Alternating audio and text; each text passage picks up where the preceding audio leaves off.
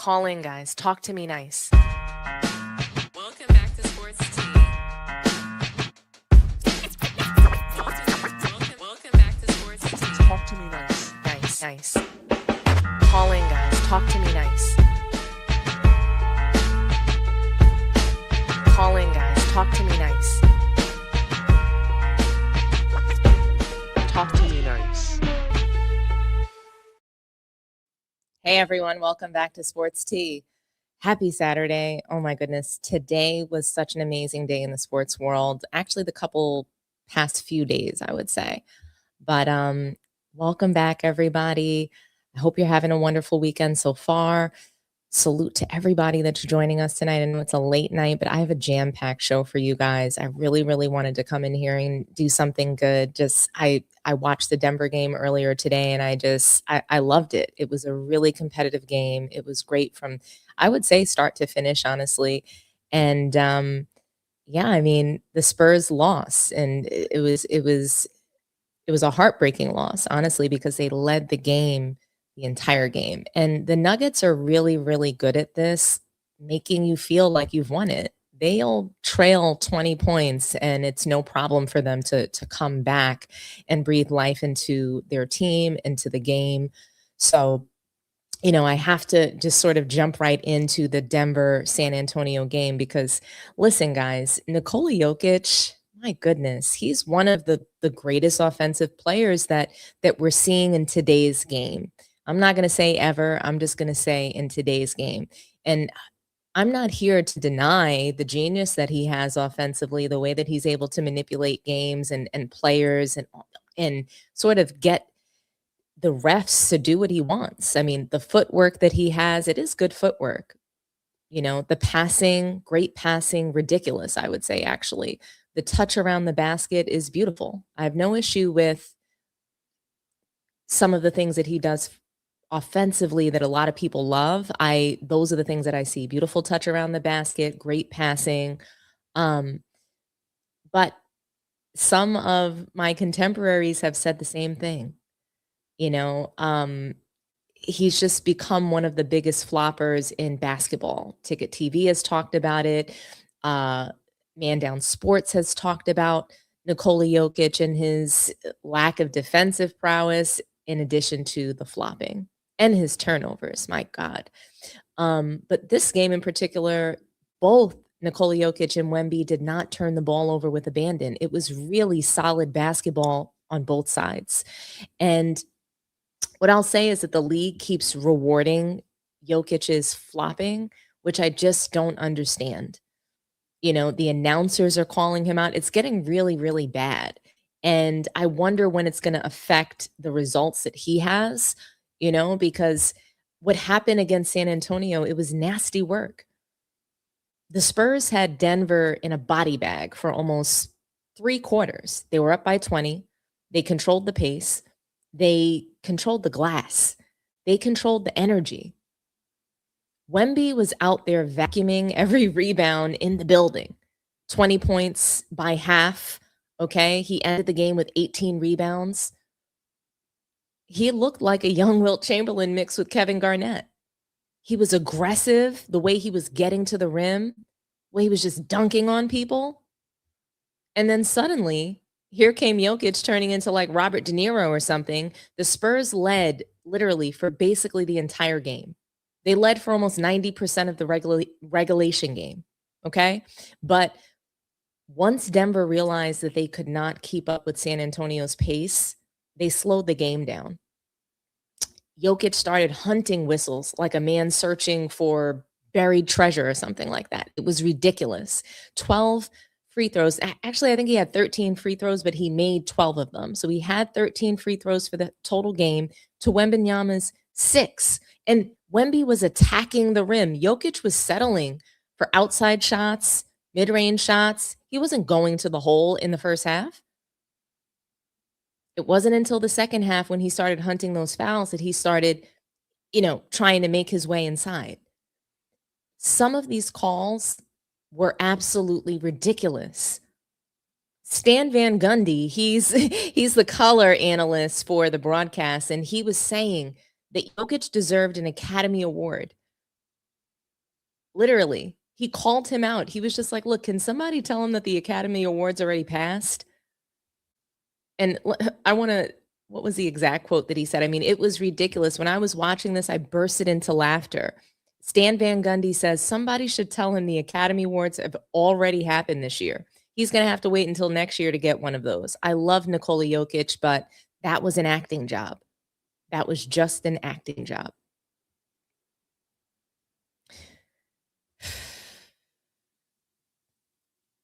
He said this after one of the plays where Wemby hits him in the face and he was grabbing his throat. He had blood on his nose, but he was grabbing his throat, laying on the floor. Honestly, Stan Van Gundy was right because Jokic, he's mastered the art of looking like he just got hit by a truck anytime somebody touches him. Literally. He stumbles, he flails his arms.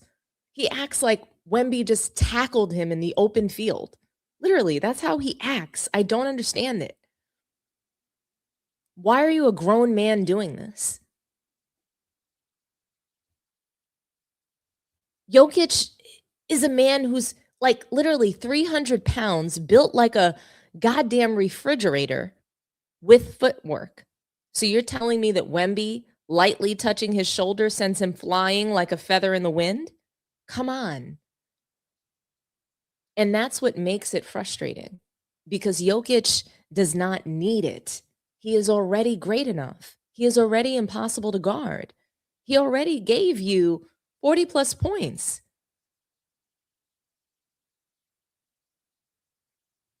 Nine rebounds, 10 assists. That's ridiculous. But when you start adding in all the cheap whistles, it changes the texture of the game completely. It slows everything down. It kills the momentum. It rewards exaggeration. And quite frankly, it bailed Denver out. His flopping completely bailed the team out. I don't think that they were going to win this game if not for Jokic flopping in a very timely manner. The Nuggets, in my eyes, they were dead in the water. San Antonio was running them off the floor. Wemby had the building nervous. The Spurs were outplaying them on both ends of the floor. Then the whistle started shifting. Jokic kept going to the line, and all of a sudden, Denver found life. That is why Spurs fans are furious, because it felt like the Nuggets got rescued. And once the game got to overtime, San Antonio was cooked. You could see it. They had nothing left. Denver started overtime on what, like an 11-0 run? And then the Spurs looked completely exhausted. That is what happens when you spend the entire second half fighting the other team and the officials. And look, I'll give Jokic credit for closing the game. 46 points is 46 points, period. He made the plays. He hit the free throws. He controlled overtime. But can we just stop pretending every foul he draws is because he is some unstoppable force? Sometimes he is selling it. Stan Van Gundy said it best. He's selling the contact. Sometimes he is putting on literally a Broadway performance. Sometimes he's doing a better job of acting than half of Hollywood. And I got to tell you, if Joel Embiid did some of the things that Jokic gets away with, people would be screaming about it for a week. If LeBron James was doing these things, we'd never hear the end of it. We'd see slow motion videos, hour-long shows dedicated to exposing LeBron for flopping, compilation videos of it. So I just ask that we keep the same energy because Jokic is incredible, but Jokic is also a world-class flopper. Both things can be true.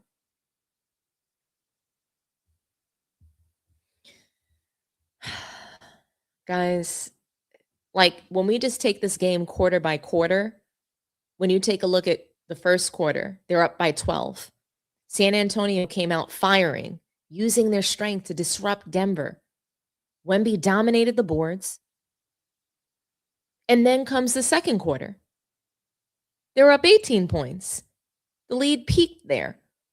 The Spurs, the transition game that they were putting on in the second quarter, it was elite. Denver, they looked flat-footed out there.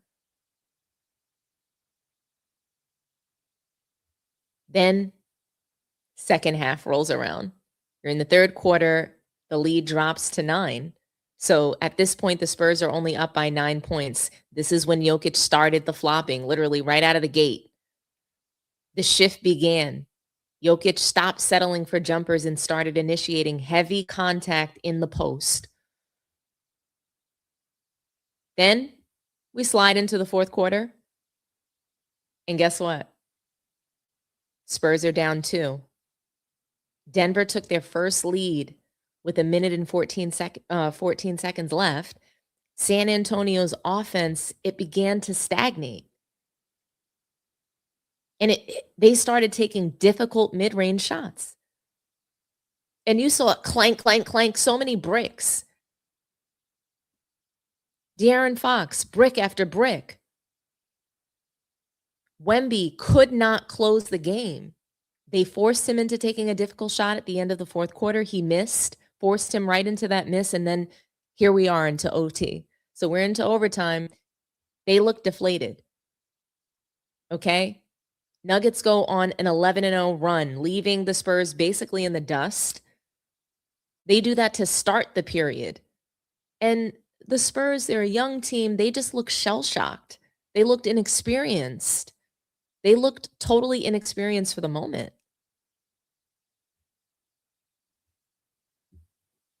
I mean, when you think about how crafty Jokic is and how experienced Wemby and the Spurs are, I mean, the Spurs have shown that they can match up physically with athletic teams like OKC. They've shown that they can handle a veteran like Jokic, but he's a totally different beast.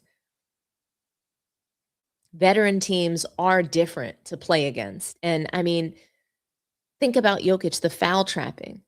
He was able to exploit the Spurs' aggressive defense. Every time Wemby or Sochin tried to use their length, Jokic used their momentum against them. The selling that Stan Van Gundy criticized Jokic for by the fourth quarter is in full swing. San Antonio's bigs were in foul trouble and playing totally scared. They were playing scared defense. Scared money don't make no money. But let's talk about the execution in the final 5 minutes of regulation, okay? Very clutch execution. The Spurs turned the ball over 4 times. Against a team like OKC, they can often recover with pure speed. Against Denver, those mistakes turned into free throws for Jokic, easy layups for Murray. And then when you just look at, Wemby and the Joker head to head, Wemby's 18 rebounds were great, but Jokic's ability to manipulate the officials and draw 13 free throws as opposed to Wemby's 6, it proved that could potentially be more valuable in a slow down half-court game. The Spurs, they clearly have the ceiling to be a title contender, clearly. But today showed that craftiness often beats talent when the clock is winding down.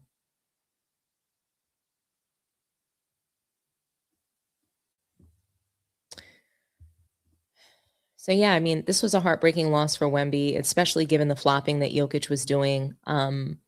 But good news is, well, I guess the bad news is that this was their final road game. So they don't have any more games to prove themselves on the road.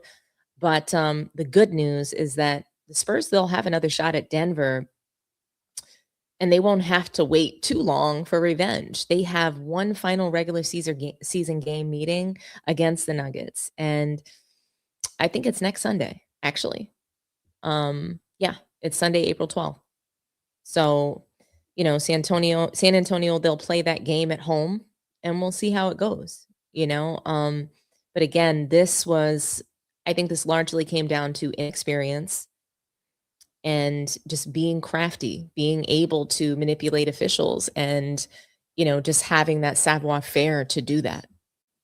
And I'd have to say, like, Jokic has the know-how, and he's getting away with it. He's getting away with it. Um, yeah, I think that next Sunday what the Spurs must improve is their clutch time discipline. They struggled with Jokic's craftiness. I think that San Antonio's young defenders, specifically Jeremy Sochin and Wemby, they're going to have to avoid the foul traps. They're going to have to avoid those foul traps that Jokic has been able to set when he senses the refs are blowing a tight whistle. He's very gifted at sensing that. Now, I want to see what you guys have to think. Like, what do you guys think? Like, what did the Spurs loss to the Nuggets prove? What did it show? I think what it showed is that experience matters. I think that Wemby's ability to close games is on display, quite frankly. So yes, Jokic was flopping it up, but at the end of the day, Wemby did not close this game. The Spurs shot poorly at the end, and Wemby did not close. Even when you took a look at what he did in overtime, he didn't score. I mean, his performance in overtime was deflated. The whole team, they looked deflated, like, oh, I have to do another 5 minutes. So I'm excited to watch them play again next Sunday, and I'm hoping that Wemby will prove me wrong. I'm hoping that they can avenge themselves because, the way they collapsed towards the end of the game, it was unnecessary.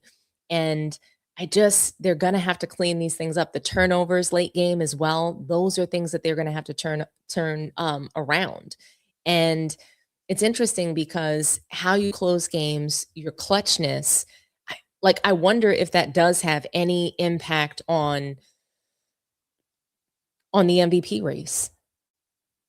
And when I saw this game, when I was watching this game, that's exactly what I was thinking about. I was like, what are all of the Wemby fans? What is the conversation around MVP going to look like after watching this game? How does it change? Does it change? So I want to hear from you guys. What did the Spurs loss to the Nuggets actually prove? I like this comment. Jokic has an extremely high basketball IQ. That foul trap will be tough to avoid.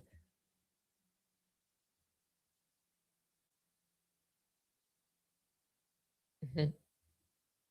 Can't you just talk on what Spurs need to improve, what is lacking and such, instead of slandering the opponent? I don't think that there was any slander here. I think that Jokic was flopping, and I think that Jokic played a fantastic game.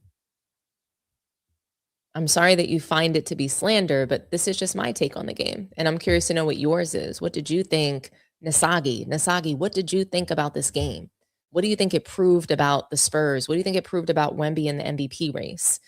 So I'm going to take this as a moment to, you know, talk about the MVP race and how I think that this game potentially impacted Wemby and his rise. So he surged to, number one in the MVP ranking, supposedly. That's not actually true. Vegas is saying it's still Shea, but the media wants to try to say that he's now ascended to, number one in the race. And I don't think that's actually true based on the facts, based on the performance of Shea Gilgeous-Alexander all season long, quite frankly. But let's jump into that MVP race conversation. And we're not going to spend too much time on it because I don't think that for those who feel really strongly, it's shifted so much. But I think that Shea is going to win MVP again. I think that recency bias should not impact the media's decision as much as people want it to. And so, what is actually holding Wemby back from winning it? Shea Gilgeous. I mean, SGA is actually holding him back from winning it, but what about his game is holding him back? Let's get into that. I think that when we talk about the MVP race, um, Wemby has a case. I mean, he scored 34 points today, 18 rebounds, 3 blocks. That's statistical marvel. But his clutch impact remains under the microscope. It just does. I mean, the impact, he was scoreless and without a rebound in overtime today. And, critics of Wemby, they're probably going to point to that as a sign of late game fatigue or some level of inexperience, which is sort of what I thought. The inexperience in the Spurs shows, not just in Wemby, but in the Spurs as a team. And so, despite the loss, Wemby, he remains between one and number two as a candidate for MVP on most of those MVP ladders. So, leading the league in defensive impact is super important. He does that. We know that. However, games like today, where a veteran like Jokic, 46 points, 10 assists, takes over, like he's taking over when it matters most. And I think that it strengthens the argument for the old guard over the new era. It's as almost as if Wemby in the new era hasn't taken over just quite yet. And so while Wemby has become a defensive freak of nature and a dominant late season force, his clutch performance today against Denver highlighted the experience gap between him and veterans like Nikola Jokic or a season closer like SGA. SGA would have closed out this game. Period. And when we take a look at clutch time performances, Wemby, that to me, this is what's holding Wemby back from the true, I guess, sort of not stardom that he's looking for, but true appreciation. He's doing all the things, but when it comes to closing out games, when it comes to late game situations, that's where he's struggling. So I don't know if this definitely holds him back from MVP, but I think that how he's closing out games, the way he's losing, I think it affects it. And so I I thought really hard about this today, and I want to share this graphic with you guys about SGA, Wemby, and Jokic in their clutch time performances, how they sort of, shake up against each other. And quite frankly, even though what we saw today shows us that Wemby's just not that great in the clutch in comparison to SGA or Jokic, that's what we saw. That's what our eye test told us. But the stats say different. So SGA is leading Wemby and Jokic in clutch points and in clutch performances. His clutch score is 4.2, but Wemby's right behind him at 4.1. And Jokic he's last out of the three at 3.8. And what's interesting is that both Wemby and Jokic have similar turnover rates late game. And it's funny because Nikola Jokic did not record one single turnover in his game tonight. Well, today, excuse me. So this afternoon, he did not record one single turnover, which is very impressive considering that he turns the ball over at such a high clip. So, I love to see him not turn the ball over. And I mean, Wemby only had one turnover for the whole game, but late in the game, that's where his team was turning the ball over. And that's what's important to note. But when you take a look at their performances, I mean, defensively, late in the game, SGA is still better. He takes care of the ball better. He's better defensively, and he's better offensively.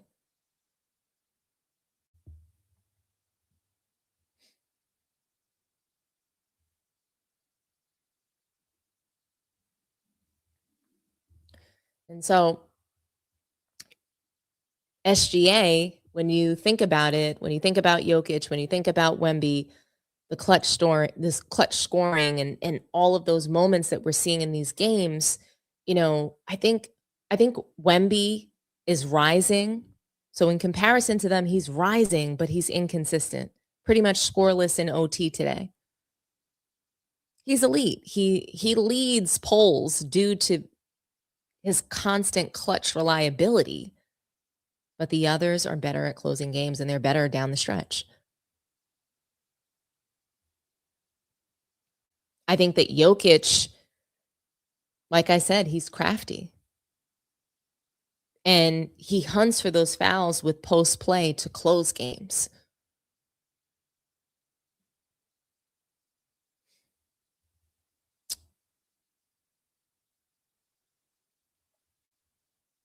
And I think Wemby's assist to turnover ratio, it's just it's a risk late in games, you know? But Wemby's a reliable playmaker. He's got great true shooting. I think he's at 60. Shea is at 67. Um, the stats are there, but what's holding him back is SGA. Okay. I mean, SGA has high level perimeter defense.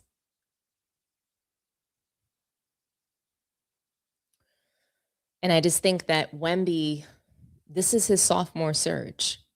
He surged to number 2 in recent MVP ladders. His defensive impact, I mean, he's erasing at least 6 points per game just by blocking shots. Okay? It's unlike anything that we've ever seen since probably Tim Duncan. But today's loss, where he was held scoreless in overtime, it does to me weaken his argument against a player like SGA, who comes up so big in fourth quarters, who is literally a consistent closer. There's a narrative around him being a consistent closer. SGA is just clutch. And his advantage is that he's still the MVP favorite. He anchors literally the league's best in the OKC. I mean, 61-16. That's their record. They have the best record in the league. He rarely makes late game mistakes, rarely. His ability to score without relying on a whistle, averaging 31.6 points per game with minimal turnovers. To me, that's his strongest argument.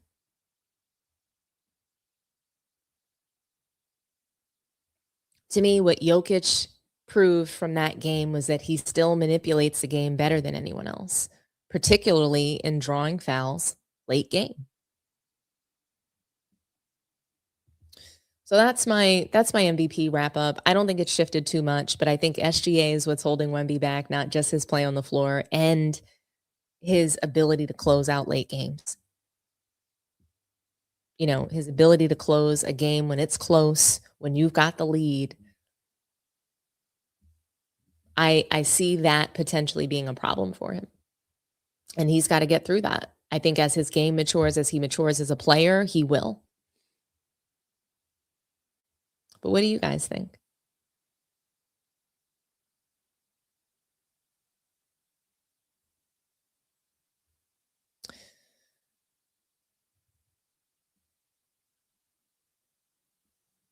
Man. Salute to you, Grape Tea News. Salute to you, Spurzan, Horizon Vibes, Nufo. I appreciate you guys for being here. Ivan, J-Man TV, Hit him 213. I know you love your Spurs. I know you do, Spurzan. Just off topic, the only one who isn't known for flopping in that picture is Wemby. That is very true. Very true, pizza time. Accurate observation.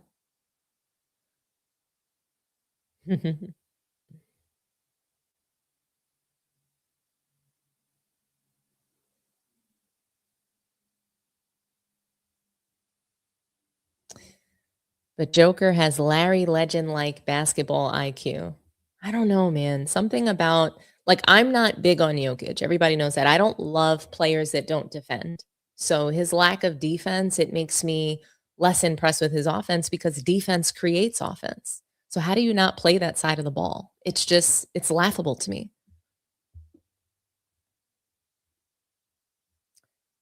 as Dom said last stream, it matters what you value, and I do value integrity. You start flopping, you get taken down some notches.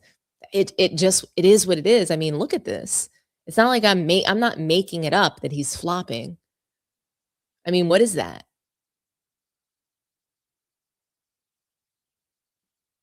Literally throwing himself down on the floor. It's insane.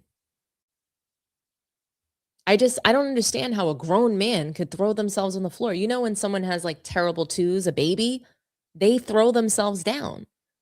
How do grown men throw themselves to the floor? I can't get jiggy with that, guys. I just can't. I'll never be able to understand that. Never. Man, oh man. Like,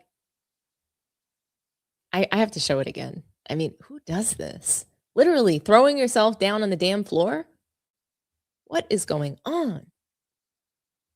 Sheesh. Just throwing yourself on the floor. Let me read some more comments from you guys. You guys are really funny.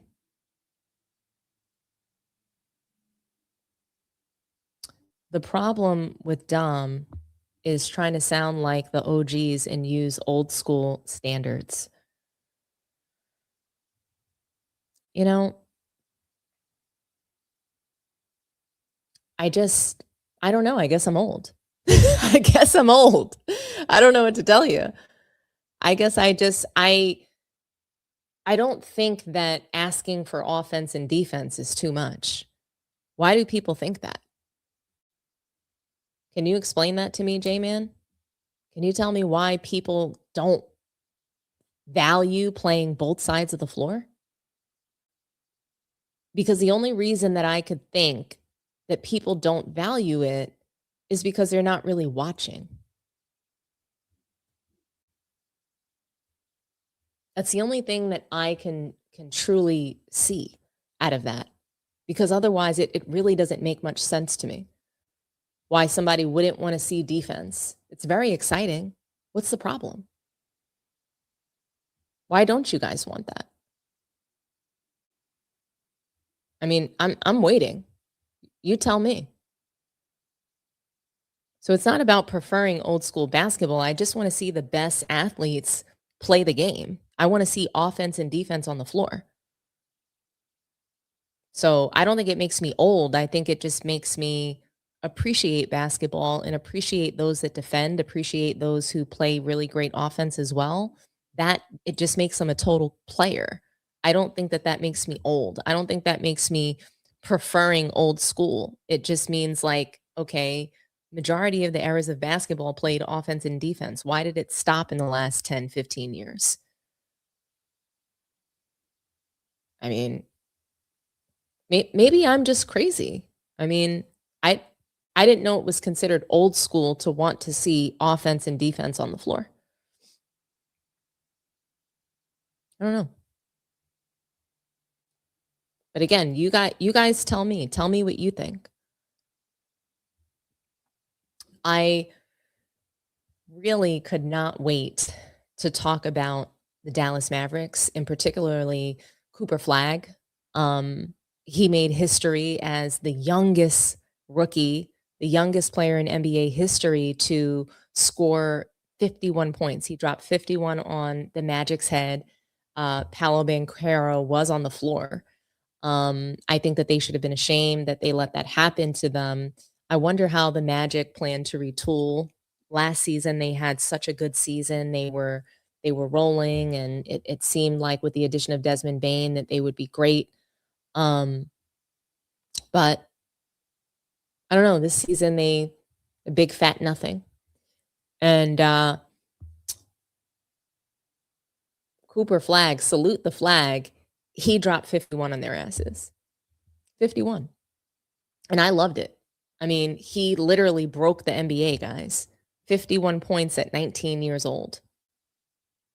It's incredible. He made NBA history on Friday. And it was in a loss, but it was still history. And I think that he's making his rookie of the year case a little stronger. Um, he was the first teenager in the NBA history, in all of NBA history, to reach that 50-point milestone in a single game. And he's breaking his own previous record of 49 points. So, I felt like he delivered an exceptionally efficient performance. Um, it was fueled by a 24-point fourth quarter.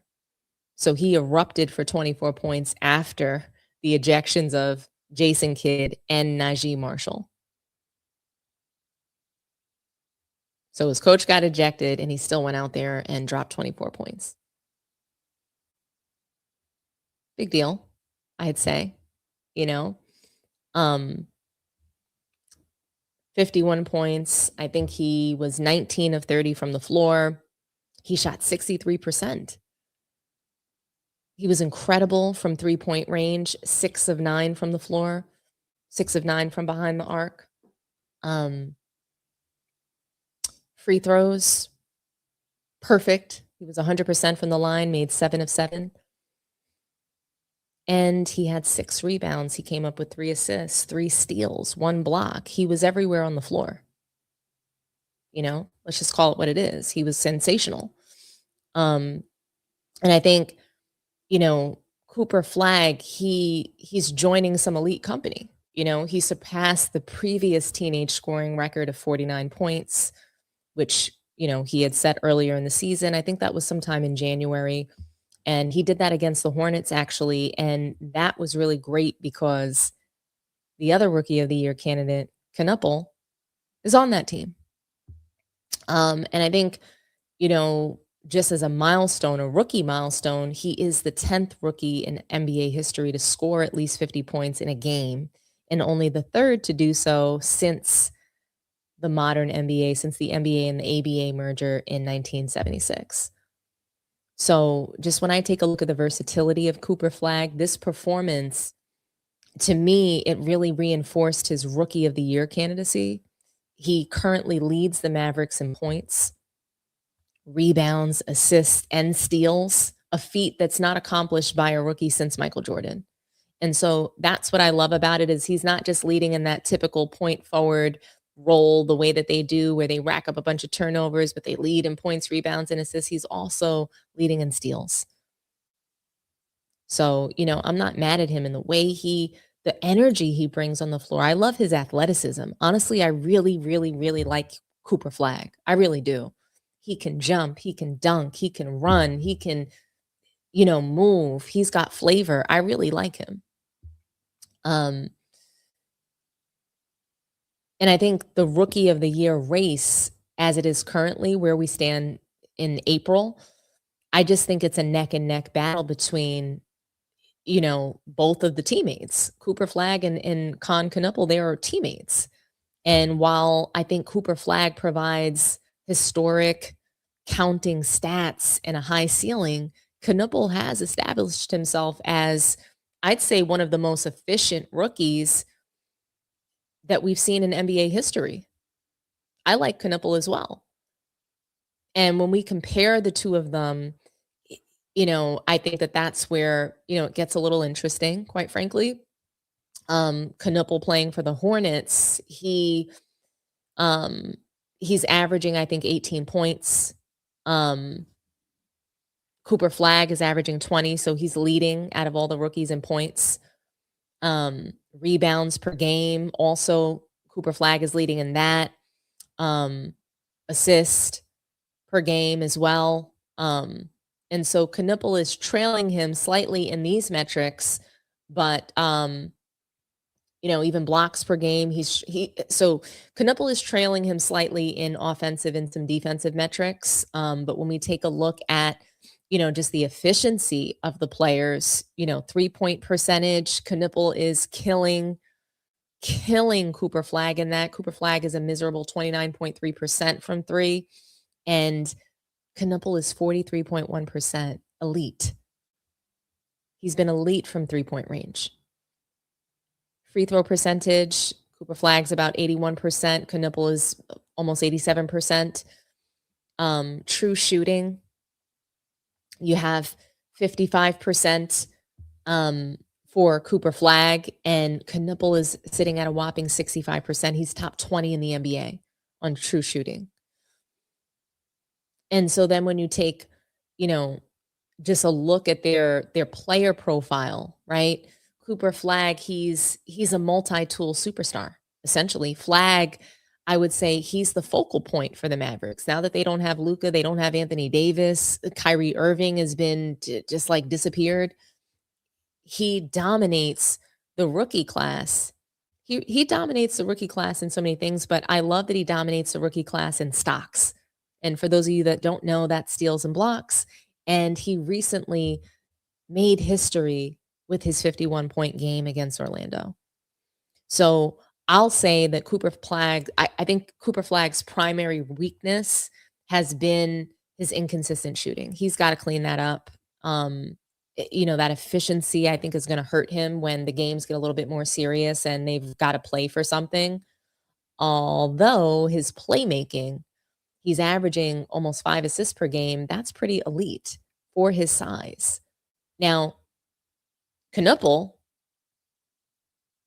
I call him the efficiency specialist. Knuppel is having a historically efficient season for the Charlotte Hornets, and he's currently ranking in the top 15 of the NBA in three-point accuracy.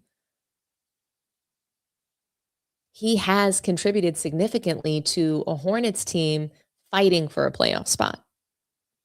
Whereas Cooper Flagg, his production has come on a struggling Mavericks squad. And it's different. And I'd say, like, when we talk about the impact on winning, one of the main arguments for Knuppel is his impact on team success. The Hornets, they're currently 8th in the Eastern Conference. Okay? Not bad.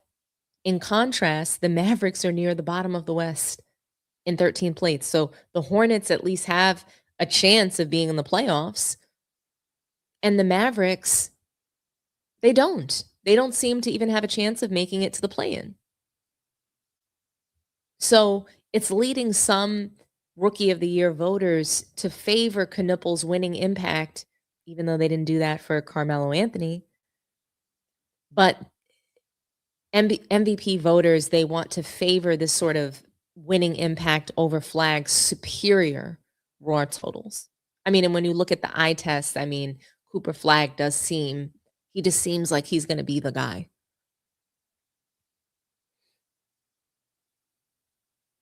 And I mean, yeah, Flagg, he made history. First teenager in NBA history to score 50+ points in a game. And honestly, that's absurd. 51 points. 19 for 30 from the field. 6 for 9 from 3. 7 for 7 from the line. And he did it while giving you rebounds, assists, steals, and the block. That's not just a hot shooting night. That is a complete offensive takeover. And what makes it crazier is that this was not one of those empty 50-point games where a guy takes 40 shots and dominates the ball all night. It wasn't like that. This was efficient. It was surgical. This was the kind of scoring explosion that makes you stop and say, hey, wait a minute. This kid might really be something special. Because Cooper Flagg is not just putting up rookie numbers. It's not what he's doing anymore. He's making rookie history. He's now the youngest player ever to score 50 in a game. He already had that teenage scoring record earlier this year with 49. Now he broke his own record with 51. And when you zoom out, you look at a full season, he's leading all rookies in scoring at 20.8 per game. Meanwhile, also giving you almost 7 rebounds a game, almost giving you 5 assists per game. You're going to get a steal out of him. You're going to get a block out of him. And when you're leading Dallas in points, rebounds, assists, and steals, who was the last rookie to do that? Michael Jordan. Michael Jordan was the last rookie to do that, guys.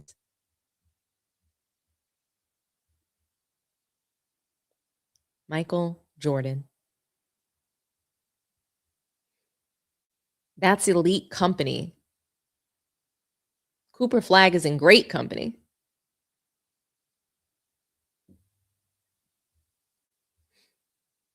And so that doesn't mean that rookie of the year automatically goes to Cooper Flagg. It doesn't mean the race is just automatically over. That's not what it means. Not necessarily. Because Con Knuppel has a real argument. Con is having one of the most efficient rookie seasons we've seen in years. His stat line is fantastic. It's the 43% from 3. It's the almost 90% from the line. And that true shooting, 64%, that's ridiculous efficiency. He's basically giving you Klay Thompson numbers as a rookie. He is one of the best shooters in the entire league already, not just among rookies. And unlike Cooper, Con is doing it on a Hornets team that is actually fighting for the playoffs. Charlotte is 8th in the East. Dallas is buried. I mean, buried. Left for dead at the bottom of the West. And that matters because some voters are going to say, I don't care about winning. I care about efficiency. I care about helping your team matter. And Con Knuppel absolutely has a case there. But let me be honest. If Cooper Flagg is putting up 51-point games as a teenager, leading rookies in points, rebounds, assists, steals, and blocks, and making history every other week, I do not know how you keep rookie of the year away from him because Con Knuppel may be the more efficient rookie, but Cooper Flagg looks like the future face of the league. Guys, and sometimes that matters more. Sometimes it just does. Sometimes that matters more, being the face of the league, being the more marketable person. So my bet is on Cooper Flagg, even though he's at the bottom in the standings. What do you guys think? Do you guys think that Cooper Flagg is a lock for rookie of the year because he dropped this 51-point game? What do you guys think about Cooper Flagg? Do you find his game to be exciting as I do?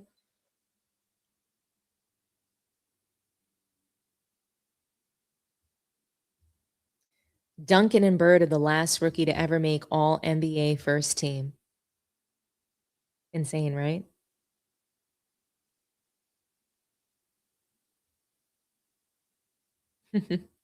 Save it, Dom. The Rookie of the Year award is going to Cooper. He's who the powers that be want to rebuild the league around. He's going to get all the push. I agree with you, but we're here to talk about basketball. We're here to talk about the other players that are contending for Rookie of the Year, and Con Knuppel would be the closest one. And head to head, I mean, Con Knuppel's playing great basketball. And I think it's important for us to come in this room and talk about these things, to talk about the different players and the different talent that we're seeing on display.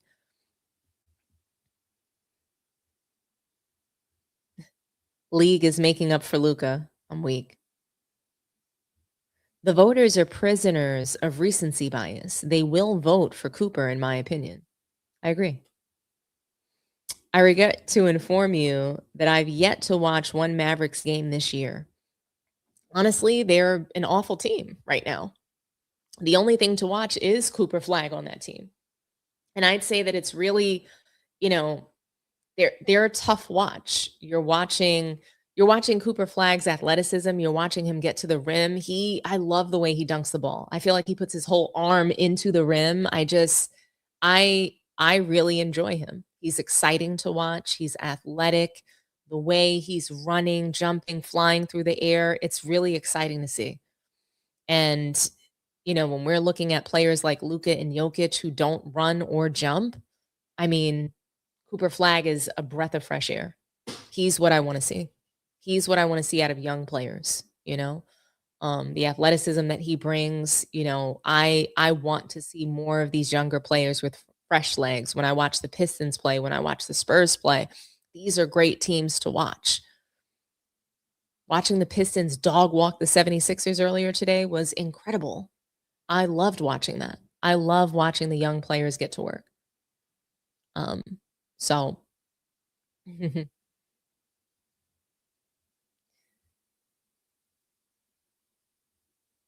I would love to see Hornets gain more traction. That team would make noise if they stay healthy. I mean, they're exciting to watch too. I really like the coach. I like that team. Hornets, Pistons, Celtics right now are playing good ball. The Knicks. There's just a lot of teams doing, you know, doing the work that we've asked them to do. So people say that I'm old school. I just say I want offense and defense, and that's the work that I've asked the players to do. So I'm coming in here with you guys to celebrate. This isn't about just poo-pooing on the league every day, because there is a lot of great talent and a lot of great basketball that's being put on display that we've got to talk about. And so, for a moment, we're going to spill some tea. Okay. For a moment, we're going to step away from, the basketball chatter of the day. And we're going to talk about some of the disturbing stories that have come up this weekend about LeBron James and Rich Paul. And we're going to dig into that, guys, because I don't like what LeBron James did. I don't like what he said about Memphis and relocating the team. There's just so much to unpack in this topic, so brace yourselves, guys. Man, oh man, LeBron James, he's done it again. He's put his foot in his mouth. And I don't know how anybody can defend it, but Rich Paul somehow finds a way.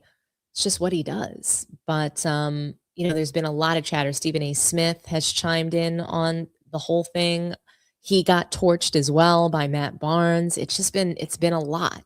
And just out of all of this, I don't understand how people can be so tone deaf, how people can have such a lack of regard for the typical NBA fan, the everyday NBA fan that gets up every day and goes to work. It's disgusting to me. And LeBron James is just so out of touch. He's so tone deaf. And it's really hard to believe that he is for the people, you know? It really, really is. And I'm just gonna play for you the video of him ragging on Memphis. And listen, I'll call it exactly what Ticket, and I've heard Too Raw for TV say this as well. He was buck dancing. He was buck dancing in front of a group of white people, and it didn't go over well. He got called out. There was a lot of backlash for this. And his own response to that backlash was even worse. And we're going to get into it. And here's the first part, guys. We'll listen and we'll watch it together, and then we'll react. But here we go. Whoop-dee-doo. Where is it? Did I lose it? I thought I had it. Give me a second, guys. I know I do. In the meantime, we'll talk about what you guys think surrounding it. Bron is a politician. He definitely is a buck dancer. Horizon vibes. LeBuck dancing strikes again, rolling. I mean, honestly, when I first heard Ticket and Too Raw for TV talking about it, I was cracking up. I mean, his buck dancing it is unbelievable. He's by far one of the biggest sellouts in all of NBA history. I mean, I've never seen anything like it. Never. So bear with me, guys. I thought that I had this video all ready to go for you guys, and I did not, but I'm going to play it shortly. But I cannot believe him saying that they should relocate the team to Nashville. It's just like, do you have a brain? Do you not understand what basketball teams mean to cities? Do you not understand what this particular team means to Memphis? And you're poo-pooing on them, and you're talking about their facilities and all these things. And it's just not, I don't think Memphis is this affluent place. And it's just LeBron's entitlement, his elitism. That's the place that he's coming from, a place of elitism. And for the life of me, I can't even understand it. Can't. I think he is so rude, so disrespectful, so unaware. And even if he is aware, he doesn't care. He wants to appeal to white people. I think he even said, like, when did I say I don't like black people? I mean, it's clear that you don't. It's clear. I don't think he does. I don't think LeBron likes black people at all. Or it's not about, like, I don't even think he considers himself black. That's the funny thing about it all. But let me pull this up for you guys. I know I had it. Yes, I do have it.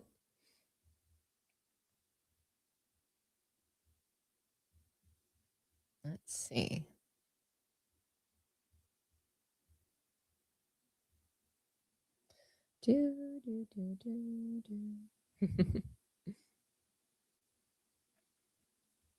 But yeah, this is a pretty good segment. We're gonna get into it all. We're gonna talk about what LeBron said. We're gonna talk about what Rich Paul said in his defense. We're even gonna get into Stephen A's comments and Matt Barnes' response. I mean, Stephen A. Smith, I don't even know how his coworkers put up with him. He's insufferable. But here's the video of LeBron initially. Oh no, it's still not here. What is this?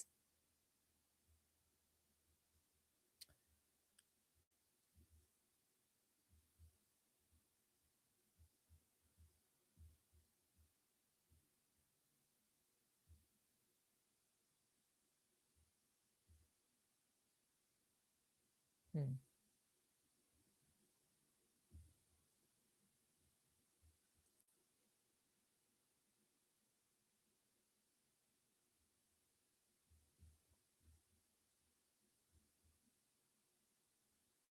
Okay.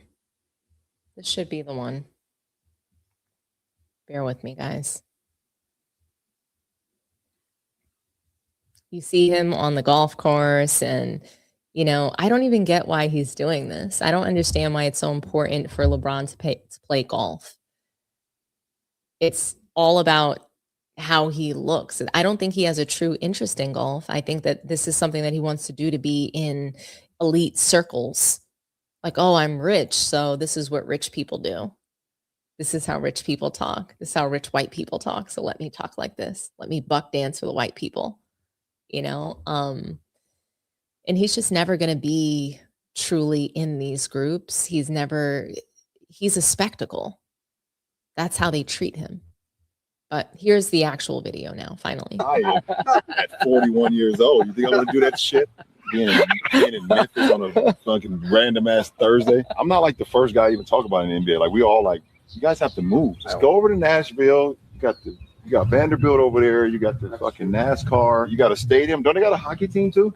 Yeah, Predators. Predators. Like, they got everything. Doesn't look like LeBron's going to be on the Grizzlies anytime soon. So Grizzly fans out there. Yeah, they know. Their only chance was in 2003 if they'd have won the lottery. Give me that. And I might have pulled a Eli Manning and not showed up. You want to know what's interesting, guys? I completely skipped something that I wanted to talk to you about. So before we actually get into this LeBron whole situation, I would be totally remiss if I don't go back to the Dallas Mavericks and talk about Mark Cuban. Okay, because Mark Cuban he actually accused Jason Kidd of having something to do with the Luka trade. So I completely forgot about this topic that I had planned for you guys, but I have to talk about it. I just have to, because Jason Kidd, he was out here lying to us. He was telling us he had nothing to do with this. We knew he did. We knew he didn't want Luka on his team because he was fat and out of shape. That's what we knew. So it's just kind of like, why did Jason Kidd lie to us in the first place? So before I promise I'm going to go back to LeBron James, but I have to talk about Mark Cuban. I have to talk about Jason Kidd. We're not going to spend forever on it, but Mark Cuban just completely exposed the Mavericks. He exposed Nico Harrison, and Jason Kidd for their devious ways. And I mean, I actually agree with the trade. I think that Luka should have been traded. Not necessarily to the Lakers, but I don't think that he deserved to get this max contract from the Mavericks, given his play, given his lack of defense, given his unwillingness to come to camp in shape. I mean, sitting out basically half the season just because you don't want to be in shape it's disgusting. It shows that you don't care about the opportunity that you have. So, I don't respect that in Luka at all. And I think they did have the right um to get rid of him. They had the right to trade him for sure. But here's what Mark Cuban had to say about that. So I have this sound and we'll listen and we'll react. Their feelings. All I'll tell you is that it wasn't Michael Finley, and you can surmise who else was in the room. It had to be personal then, especially when you look at what I the think Mavericks got for what. by all measures, it's a generational player. Right. I mean, by not putting it out there to get the best possible player, right? You talk to one club who's basically your friend. Right. And every other team calls and says, I would have given you 97 draft picks, right? Or Look at the whatever. Mikal Bridges trade. Right. I mean, 5 literally. other ones. Yeah. But I think there was animosity between our former general manager and some people on Luka's team, his agent and some of the people that worked around them. I don't think they got along. I think there were issues that, J. Kidd had coached with Anthony Davis and was close to him, and Nico was close to AD, right, since he was like 13 years old. And so I think, you talk about confirmation bias, there was some of that as well. But, that doesn't justify it for, our coach and our general manager to stand up and trade our best player. Look, I want you guys to know that I do believe Mark Cuban. I absolutely believe him because there's just no way in the world that Luka Doncic gets traded and Jason Kidd just magically finds out 5 minutes before everybody else. I do not buy it. I do not believe it. Jason Kidd has always had a little bit of a snake energy around him, in my opinion. I just think he's snaky. I think that he's sneaky. He's one of those people who he always somehow manages to avoid accountability, always somehow has the perfect excuse, always somehow was blindsided every single time something goes wrong. No, I'm not buying it. Mark Cuban basically said what everybody in Dallas has been thinking for over a year. Jason Kidd and Nico Harrison wanted Luka gone. Maybe not because they hated him, maybe not because they thought he was a bad player, but because they got tired of the complaints. They got tired of the conditioning questions. They got tired of the defense or lack thereof. They got tired of the blow-by reels. They got tired of Luka being the sun that everybody had to orbit around. And once Anthony Davis became available, suddenly they started talking themselves into a trade that should never happen. And now Jason Kidd is out here saying he was told at the 11th hour. It's bullshit. Really, the 11th hour. What does that even mean? Because if Nico Harrison came to you earlier that day and said there's going to be a trade announced at 11, you're telling me you did not ask who was in that deal? You're the head coach. You're supposed to build the game plan. You are supposed to figure out rotations. You are supposed to manage personalities. And you're telling me that you just sat there politely and waited for Twitter to tell you Luka got traded. It's nonsense.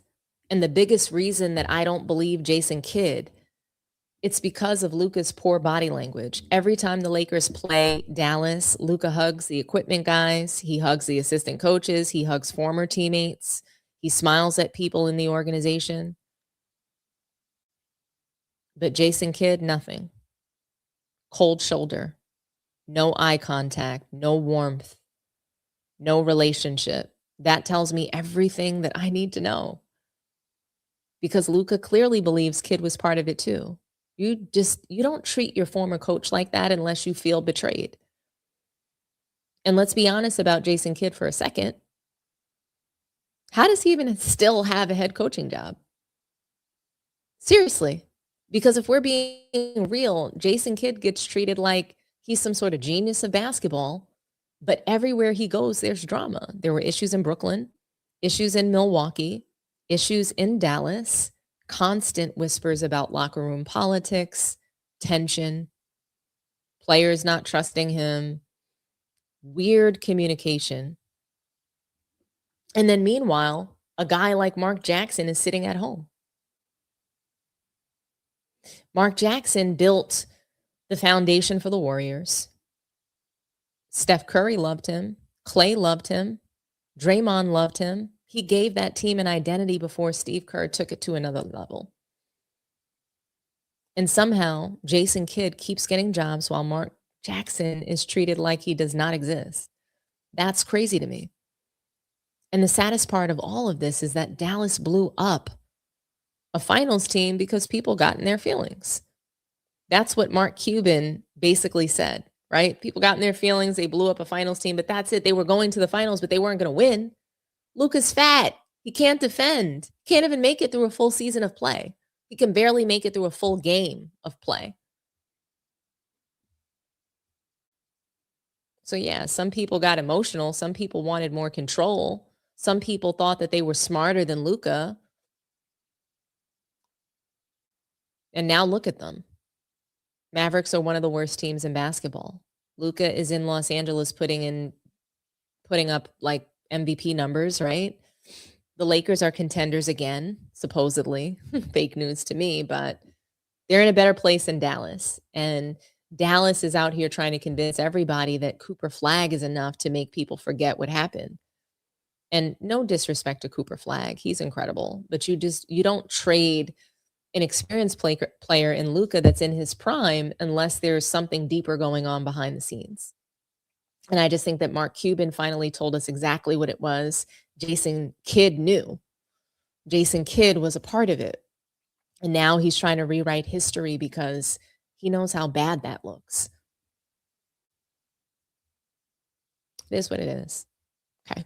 Now we can get back to LeBron, guys, okay? But I had to talk about that because when I saw that clip of Mark Cuban just outing him like that, I'm like, okay, is Mark Cuban planning on staying part of the Mavs ownership? I know that he is now a minority owner, but is he salty that he's not part of the day-to-day decision-making for the Mavericks? Like, what is his problem? Why is he unprofessionally coming out to leak this about Jason Kidd?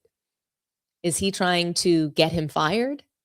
Because that's what it sounds like. It sounds like he doesn't like Jason Kidd and he wants him out. And if he can get him fired, that's what this public plea is to do. Who knows?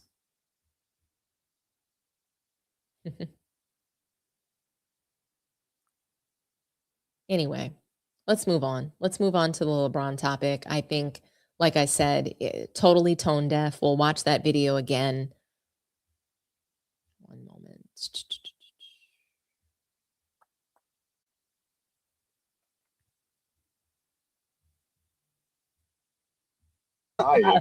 At 41 years old, you think I'm gonna do that shit? Being in Memphis on a fucking random ass Thursday. I'm not like the first guy to even talk about it in the NBA. Like, we all like, you guys have to move. Just go over to Nashville. You got Vanderbilt over there. You got the fucking NASCAR. You got a stadium. Don't they got a hockey team too? Yeah, Predators. Predators. Like, they got everything. Doesn't look like LeBron's going to be on the Grizzlies anytime soon, so Grizzly fans out there. Yeah, they know. Their only chance was in 2003 if they'd have won the lottery. Give me that. And I might have pulled a Eli Manning and not showed up. He might have pulled an Eli Manning and just not showed up. Great. Do us all the favor, LeBron. Just don't show up. I'm fine with that, you know. I'm gonna just jump right in and play Rich Paul defending his king. He defends him and then completely contradicts himself all in one message. So here it is, guys. We're going to listen. It's about 4 minutes long, so bear with me. But here's what the nerve of Rich Paul and this stupid podcast had to say. Point is, it's so competitive. Now you've devoted your entire life to getting there, and you're one of the 450 best out of 8 billion people, but you're not entitled to outgrow a certain level of hotel because you're now rich, because you're enjoying the fruits of your labor, and you are objectively actually one of the 450 out of 8 billion. People get offended by that, but not the CEO. Yeah, but it also goes back to the person because but Max, it definitely goes back to the person because think about it this way. I know people with a ton of money. Yeah. They may rather stay at the Hyatt based upon they may have points or whatever the case may be. I don't think it's one way or the other. You'll stay at the Hyatt. I'll stay at the Hyatt, especially if you're paying for it. Hell yeah, All I'll stay at the Hyatt. But here's the thing. NFL has a curfew. They have 53-man roster. They're not paying for all those rooms at a Four Seasons or at a Ritz or at a, the top Yeah, tier of course hotel. not. Too many guys. Yeah. They're not staying at Amman in New York. You can name all the hotels you don't even know how to pronounce. The You never heard Peninsula, of the them. Waldorf, they're not staying at those places. Yeah. But the NBA is different. Right. And they are staying at those places. And guess what? One thing I'm not talking about taste. Once you get to the point to where you can afford to, I'm not cutting corners on where I lay my head. Right. I'm not doing that. If I can. Right now, some things are Especially where outpriced. you live, where you've reached the point now. No. But by the way, I've reached this point, but you are beyond. You've reached the point now where there's no hotel you're going to stay at that's nicer than your own house. Doesn't matter what hotel you stay at. No. Right. No. So of course you want to stay at a nice one, at least that can approximate your house. Yes, but also you get used to things. And Yeah. You build relationships over time with things. So you go to these hotels and you just can't cut corners. Right. First, let's just talk about safety. Safety. You're talking about hotels access. in Memphis for NBA players now, right? I'm talking about hotels in general, but the Memphis thing, that's not nothing new. Because I want to get back to Memphis in a second. I'm just saying the Memphis thing is not nothing new. Right. I don't want to get back to Memphis. I'd like to. You want to go to Memphis? No, I don't mean get back to Memphis. I mean like We should go to Memphis and do a show. Yeah, we can do a show, but in Memphis not anymore. I don't Why? go to Memphis now. We made everybody. I don't have nothing to do with that. He made that comment. I didn't make that comment. Let me say this about LeBron talking. It is impossible in the world ever to publicly make a pronouncement about your preferences without offending someone, especially if what you're talking about is a geographical location. You will offend a whole group of people. People talk about Cleveland all the time. It goes beyond that. You could say this could be a man or a woman talking, just talking about the opposite sex, right? And talking about their preferences. They will offend some group that is not in that, right? Or some bunch of people that don't fit that description. So, and yet, does that mean that in the public square, people should never voice their preferences out of fear that it will offend someone? It's ridiculous. Well, the reality, look, I understand people in Memphis might look, and there's no happy result here. It's not good to hurt people's feelings, right? I'm sure LeBron would feel if some little kid is listening to him who lives in Memphis and is proud of where they live and feels bad about it. I'm sure LeBron would feel bad about that. But that bad feeling, were he to encounter that kid, is maybe not enough that he shouldn't actually publicly state what his opinion about stuff. Well, sometimes. guess what? Yes. You're absolutely right. Again. There's people in Memphis that don't want to be in Memphis. Yeah. There are people in New York who don't want to be in New York. And guess where else LeBron don't want to be? Akron. Right. He's from there. Yeah. You don't want to be there. He just outgrew it, which is fine. Right. But that don't mean that it's the world goes crazy. Obviously, whatever he says. There are people in LA who don't want to be in LA. You think I hear it all the time. I live in New York and I LA. hear it all the You time. think I'm offended if someone says, no, I don't want to be in New York or People LA? talk about But Cleveland. couldn't care less. Like all of my life. Yeah. I have never heard people talk in a positive light about Cleveland. Right. Not one time. Right. And guess Cleveland's what? the butt of the joke, the mistake on the lake. Watch or your by mouth. the lake. Watch your mouth, Max. Well, that's what they say. I'm just telling you. See, right away, you got your Just feel. You watch just your were mouth. making the point that you don't get your feelings hurt. At least I was making that point. No, Let's but say you were. I was And gonna- now you contradict yourself. Here's how this works. Yes. I can talk about Cleveland. Right. You can't. Yes, that's true. That's just how it That's works. true. And if you're from Memphis, they can talk about Memphis. But LeBron can't? LeBron can't. But he did. Yeah, but he shouldn't. Oh, you just flipped it all around. I don't care. Okay. Yeah, I don't care. Yeah. But that's, in other words, that's why people are offended, because he's not from Memphis. People in Akron aren't going to get mad at LeBron for saying something because he has earned the right to talk about it. But he's not from Memphis. He shouldn't talk And about a man it. on the golf course, he's having a good cold one or whatever, hanging out with his golf. Rich Paul never stops making excuses for his king, right? I mean, I just think that LeBron, both of them, LeBron James and Rich Paul, sounded so out of touch talking about Memphis that it was honestly embarrassing. It was. I had first and secondhand embarrassment, because this is exactly what happens when celebrities get surrounded by yes men for too long. Nobody tells them when they sound ridiculous. Nobody tells them when they sound arrogant. Nobody tells them when they sound like they've completely lost touch with regular people. And that's exactly what happened here. LeBron saying Memphis should move to Nashville because he's tired of staying at a Hyatt on a random Thursday.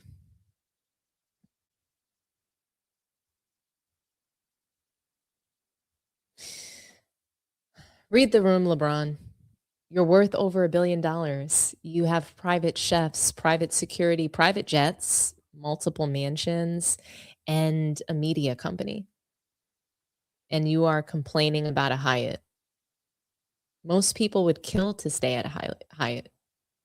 There are families in Memphis struggling to pay rent, struggling to buy groceries, struggling to survive.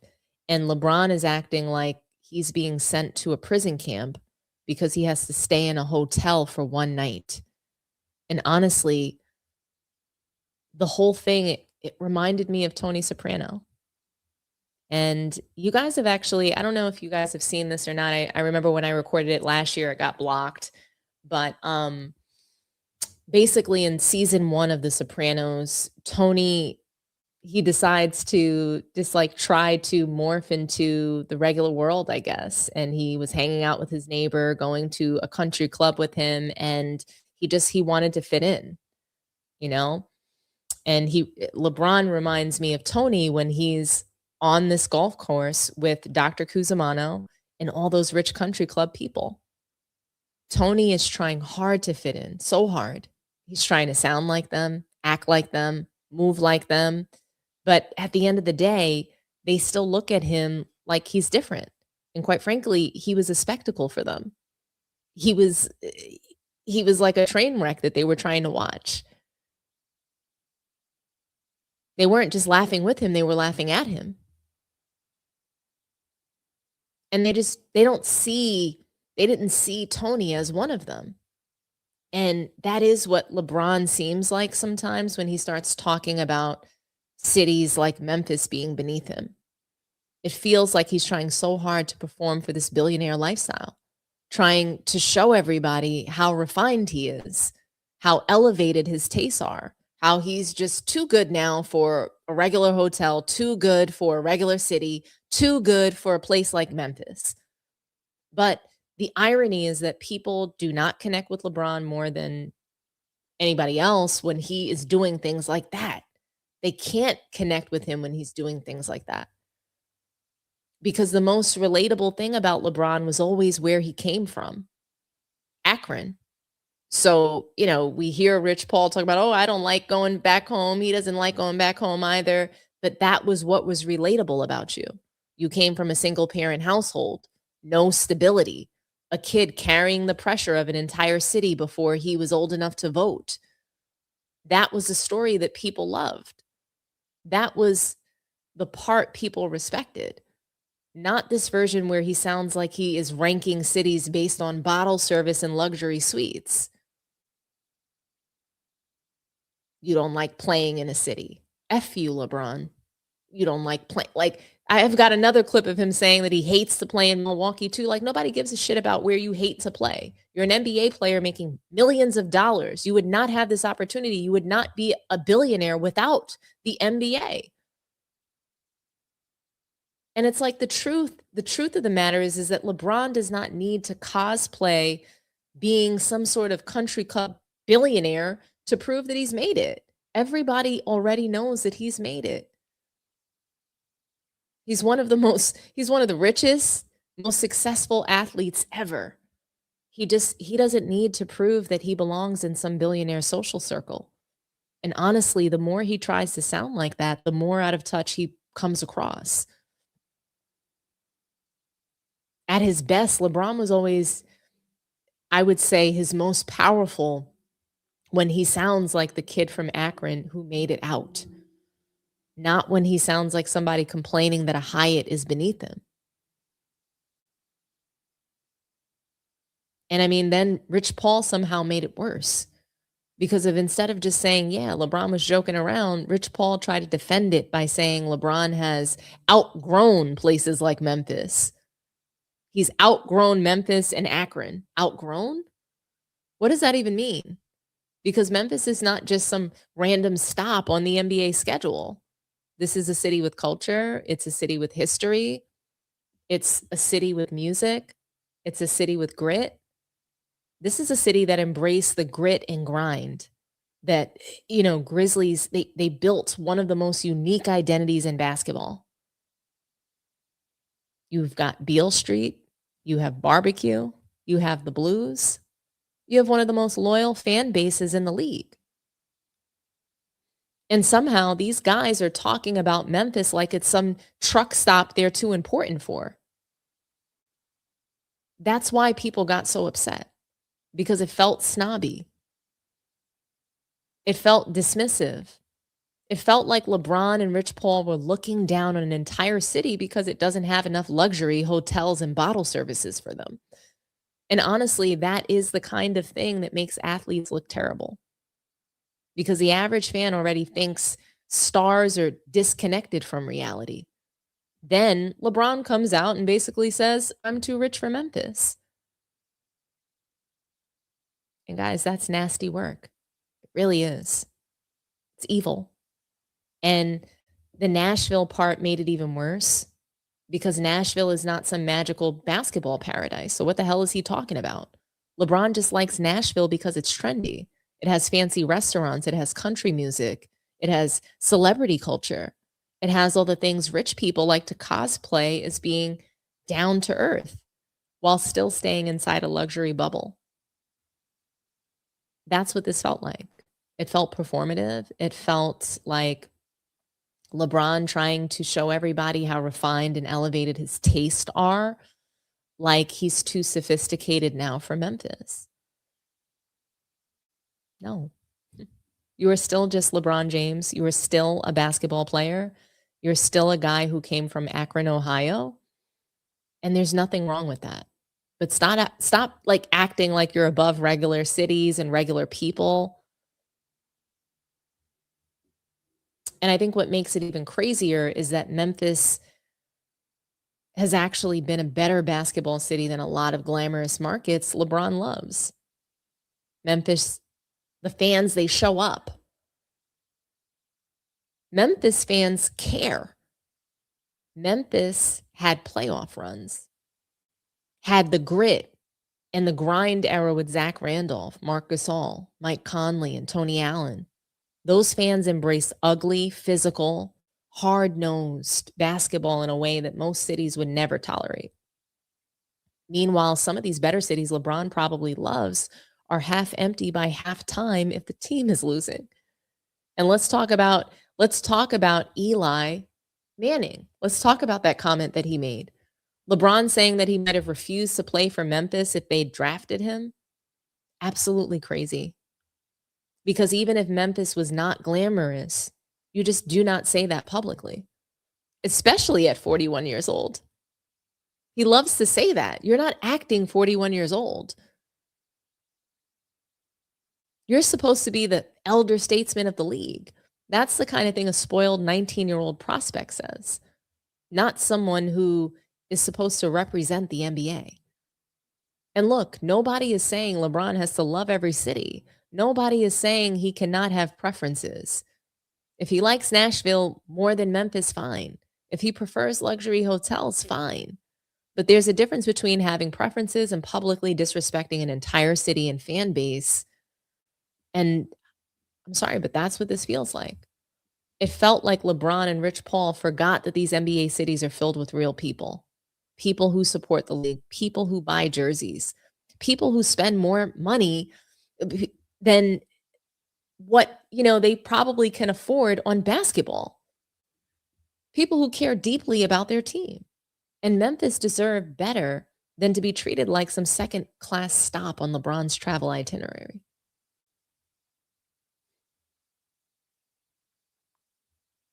And I think Rich Paul deserves most of the heat after his excuse making video because his defense of LeBron somehow made the whole thing sound even worse. He gets on this podcast tour acting like this was some sophisticated lifestyle conversation. Like LeBron has outgrown certain places. Like he's reached some level where Memphis and Akron are beneath him. Like, what are we talking about? You built your entire empire because people connected with where you came from. Underdog story, the grind, the hustle, the idea that two guys from Akron could take over sports and business. And now you're talking like you're too elite for regular people? That is exactly how stars lose touch. That's exactly how you get backlash and lose your fan base. Because the minute you start acting like normal cities are beneath you, normal people stop rooting for you. Rich Paul sounded like one of those people who gets a little money and suddenly starts acting embarrassed by where they came from. Like the hometown is too small. Like the old neighborhood is too regular. Like the people who supported you are somehow not sophisticated enough anymore. And to me, that's corny. Because no matter how much money you make, you do not get to disrespect the places that built you. Akron made LeBron. Akron made Rich Paul. And cities like Memphis are filled with the same kinds of people who rooted for them in the first place. So for Rich Paul to defend LeBron by basically saying, yeah, he's just too rich for Memphis now, was one of the most tone-deaf, arrogant things I've heard from somebody in sports in a long time.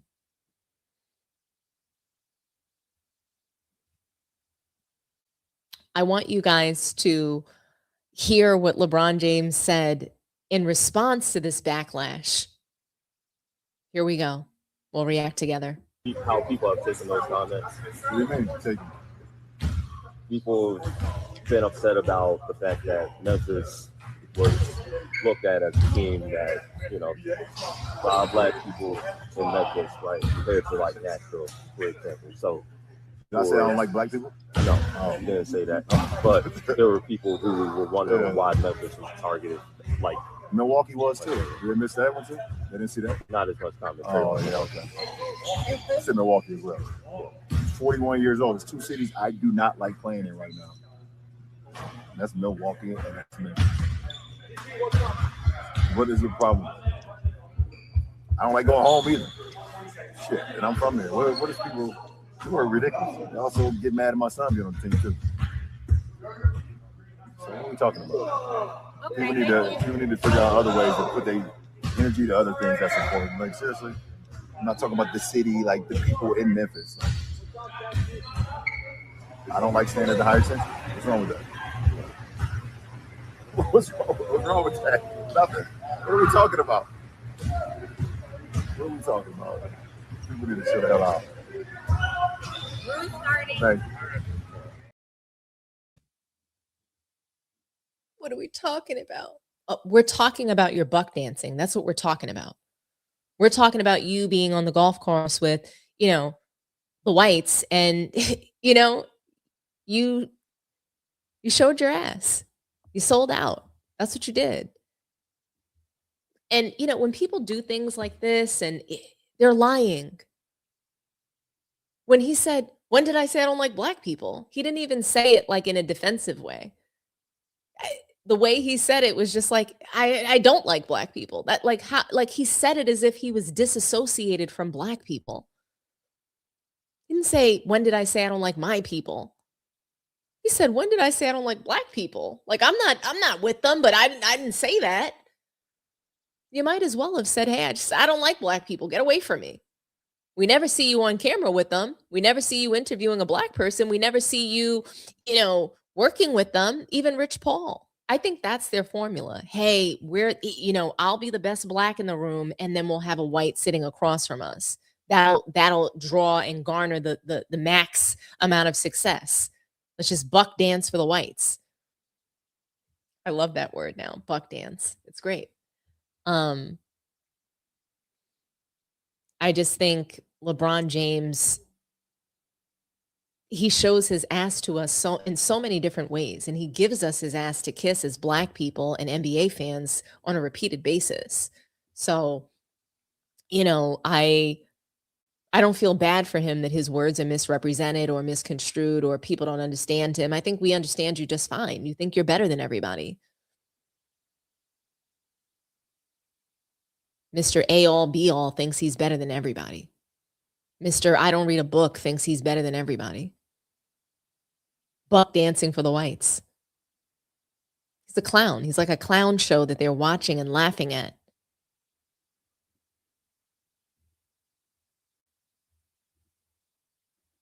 Salute to you, Spurs, and for the $4.99 super chat. Really appreciate it. This is the experience the talking heads are saying.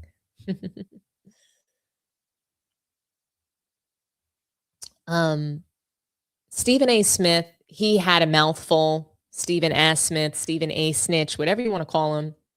He had a mouthful to say about this whole situation. He basically said that LeBron James was doing this in front of white people. He should not have. I think that Stephen A. Smith, whether the message is right or wrong, should never be delivering a message like this. And Matt Barnes felt the same way. He completely slammed Stephen A. Smith and torched his ass in about a minute-long video for him criticizing LeBron James, you know, and his behavior around white people when Stephen A. Smith is out here buck dancing on Fox. But here's what Matt Barnes had to say. I'm going to play it for you guys right now because, I mean, I couldn't agree with him more. This was said so perfectly. Very well said by Matt Barnes. We'll watch and then we'll react together. If you've been paying attention on social media, it's kind of a trending topic right now. I played in Memphis, got a lot of love for the city, but there's no doubt that the city needs to upgrade when it comes to its facilities for pro players. But Stephen A., you shouldn't have a problem with that. You're talking about his words and what they mean to the black community, but you've been the same man in front of the camera for the last handful of months, disrespecting Serena Williams, disrespecting Jasmine Crockett, disrespecting Kamala Harris, and tap dancing for the whole Republican Party, the whole white Republican Party. But you got an issue with LeBron talking about a trending topic, and his words carry weight, and he doesn't understand what his words can do to the black community. Do you understand the bullshit you're talking and what that can do to the black community? We all used to have a lot of love for you, bro, particularly me, because you looked out. But we're not going to forget the bullshit you're on right now. I mean, sheesh. Matt Barnes just pretty much unloaded on Stephen A. Smith. And honestly, this is just, for me, it's one of the rare times where both sides have a point. Both sides are being messy and everybody sort of involved looks a little ridiculous. Because Stephen A. Smith went on TV and tried to make LeBron's Memphis comments into this huge moral issue. And I mean, I think that they are moral issues. But again, this is the wrong messenger. Stephen A. Smith should never be coming out and talking about this in this way, in my opinion. I don't see how that makes any sense at all. I mean, LeBron James, I mean, he doesn't think that he should have to stay in the Hyatt. He thinks he's above staying in the Hyatt. He thinks that he's above it. And Stephen A. Smith is trying to call him out for making these comments in front of white people, saying that it could be detrimental to the black community. And I mean, when you just want to be down so bad, you know, when you see LeBron James looking like Tony Soprano in season 1 on the golf course with his neighbor and these rich country club guys, he doesn't look like he belongs. They've got the gloves on. They've all got a glove on in this photo. Tony doesn't have that. That should tell you guys he doesn't belong there. You know? And LeBron, he's just the only black person there buck dancing and putting down a city that's predominantly Black and downtrodden. It's not luxurious enough because that's where all the Black people are, so he doesn't like it.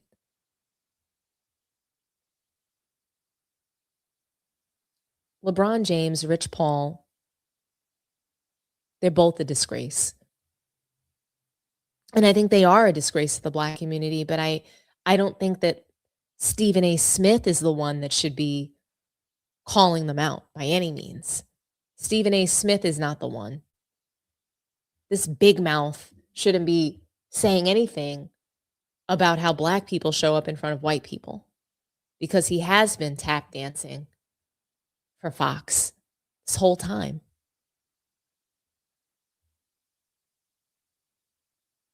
And yes, LeBron James sounded snobby. He did. He sounded like a complete snob.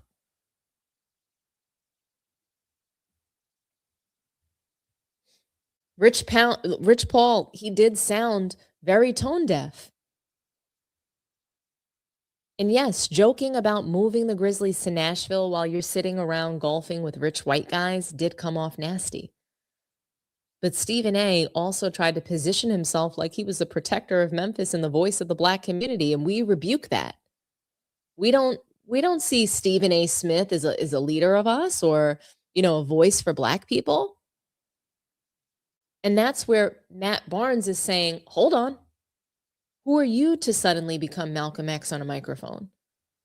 Because Matt Barnes basically said, Stephen A., you cannot spend months disrespecting Black women, criticizing people like Serena Williams, Jasmine Crockett, Kamala Harris, and then suddenly act like you're the defender of Black people when LeBron says something that you don't like. You don't like it, so now all of a sudden you're playing on the emotions of Black people? That's the hypocrisy that Barnes is talking about. And there is some truth to that. Stephen A., he spent the last year learning more, leaning more and more and more into outrage politics, hot takes, and saying whatever gets the loudest reaction.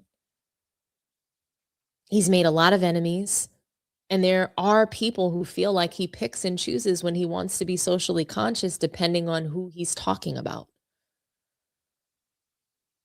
And then Matt Barnes, he took it even further. He took it further by saying that Stephen A. has been tap dancing for the white Republican audience. And that's harsh.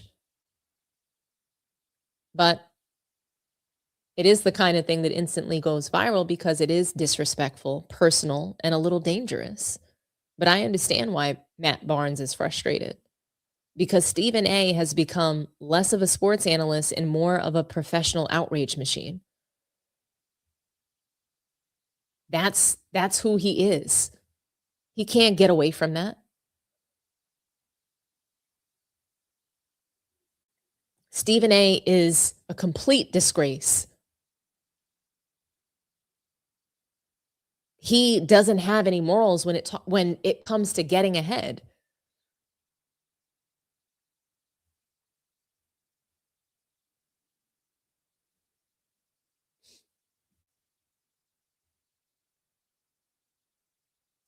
Stephen A. knows exactly what's going to make people mad. And sometimes it feels like he's more interested in being loud than being fair. But here's where Matt Barnes kind of loses me a little bit, because he tried to make it sound like LeBron was completely right. But he wasn't. You can agree that Memphis facilities are outdated. You can agree that NBA players would rather stay in nicer hotels. You can agree that Nashville has become a trendy city. All of that can be true. But LeBron still sounded arrogant, and Barnes kind of brushed past that. Because once you start talking about cities like Memphis being beneath you, people are going to take that personally, especially when Memphis is a majority Black city with a loyal fan base and a real basketball culture. That's why people got upset. Not because they think LeBron is literally moving the Grizzlies. It's because of how he said it. And Barnes saying Nashville relocation is already a trending topic. Sure, that is true. People have floated the idea for years because Nashville is growing fast. It has money. It has tourism. It has pro sports momentum. But there is a huge difference between random people on social media discussing it and LeBron James publicly making jokes about it.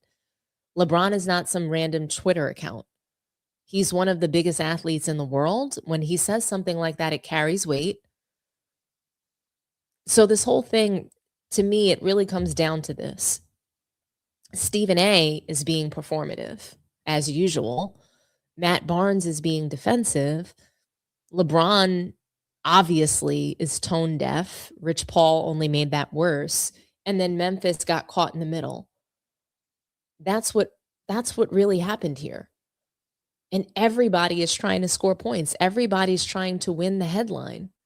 Meanwhile, the actual people in Memphis are sitting there saying, can somebody stop talking about our city like it's some joke? That is why the conversation blew up. Because beneath all the drama, there's a real feeling that Memphis keeps getting looked down on. And people are tired of it.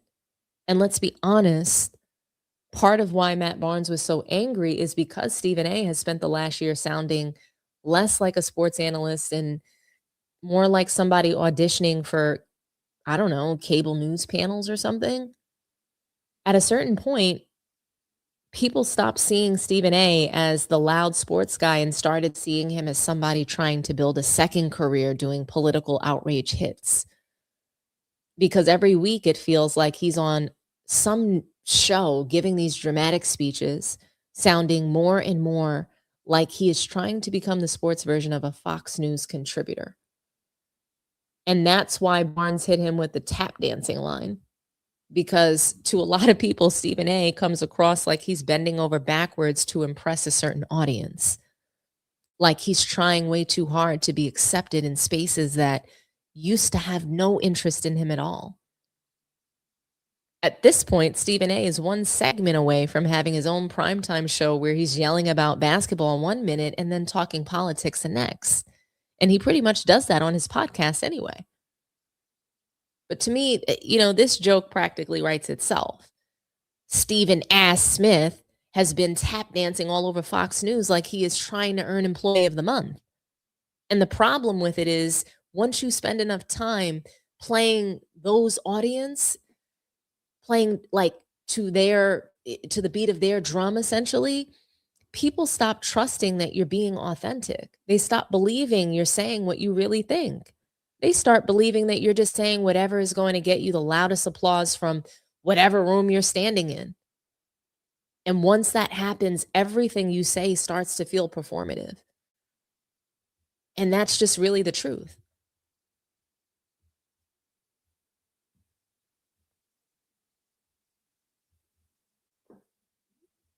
What do you guys think, though?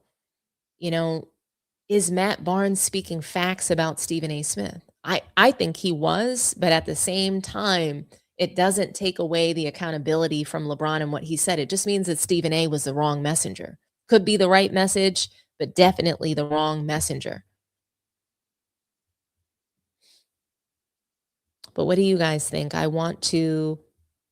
definitely want to read some comments and hear from you guys. Tell me what you think. Drop me a line in the comments. And don't forget, like the video, subscribe to the channel, share the video with your friends, your family, your social media buddies as well. Hype the video. I love that little hype feature. Hype the video up for me. Let's keep it flowing in the algorithm. But let's see, what do you guys think so far?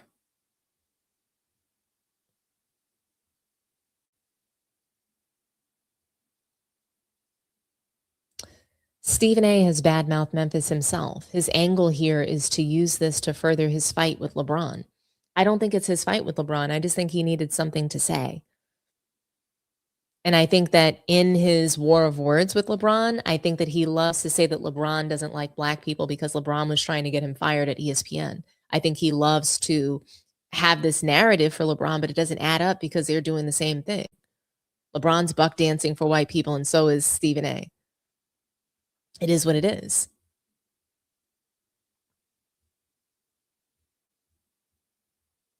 Salute to you, Horizon Vibes. Matt Barnes was fence riding. He was right about Stephen A, but he was lukewarm on LeBron because he wants LeBron on that All the Smoke podcast, except he's never going to go because LeBron doesn't do black podcasts.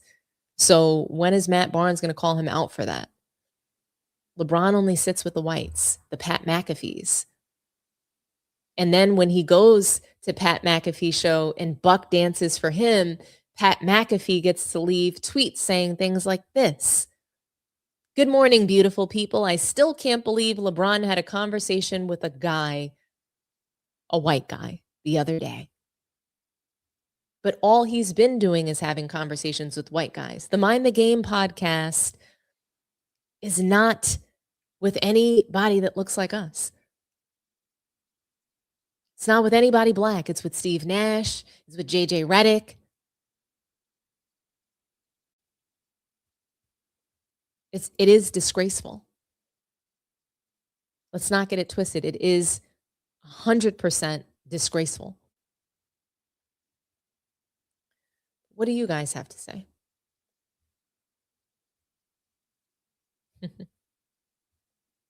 Barnes went on Wild and Out and said he was chasing fish around the house. LOL. Yeah, I mean, he beat up Derek Fisher. And I mean, rightfully so. Why was he hanging out with Gloria when he wasn't supposed to be?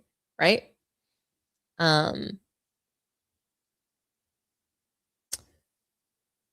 Mr. Grazer, I think the implementation of FIBA rules were presented as an idea to accelerate scoring, but TG real beneficiaries would the Euro players who have never dealt the physicality of the NBA well. I don't really understand that comment, but thank you for leaving a comment. Never joined Draymond Green's or Shannon Sharp podcasts. Oh wait, they are pawns, not buddies. My bad. Absolutely, but Pat McAfee is not his buddy either. Just because LeBron James prefers white people doesn't mean they prefer him. They laugh at him. Pat McAfee, like, literally got, I mean, any kind of lick that he might have wanted to get back, he got it back. That was like basically a direct shot to black people. Hey, like, LeBron didn't even choose you. He chose me. He doesn't even care about his own people. He came to sit down with me.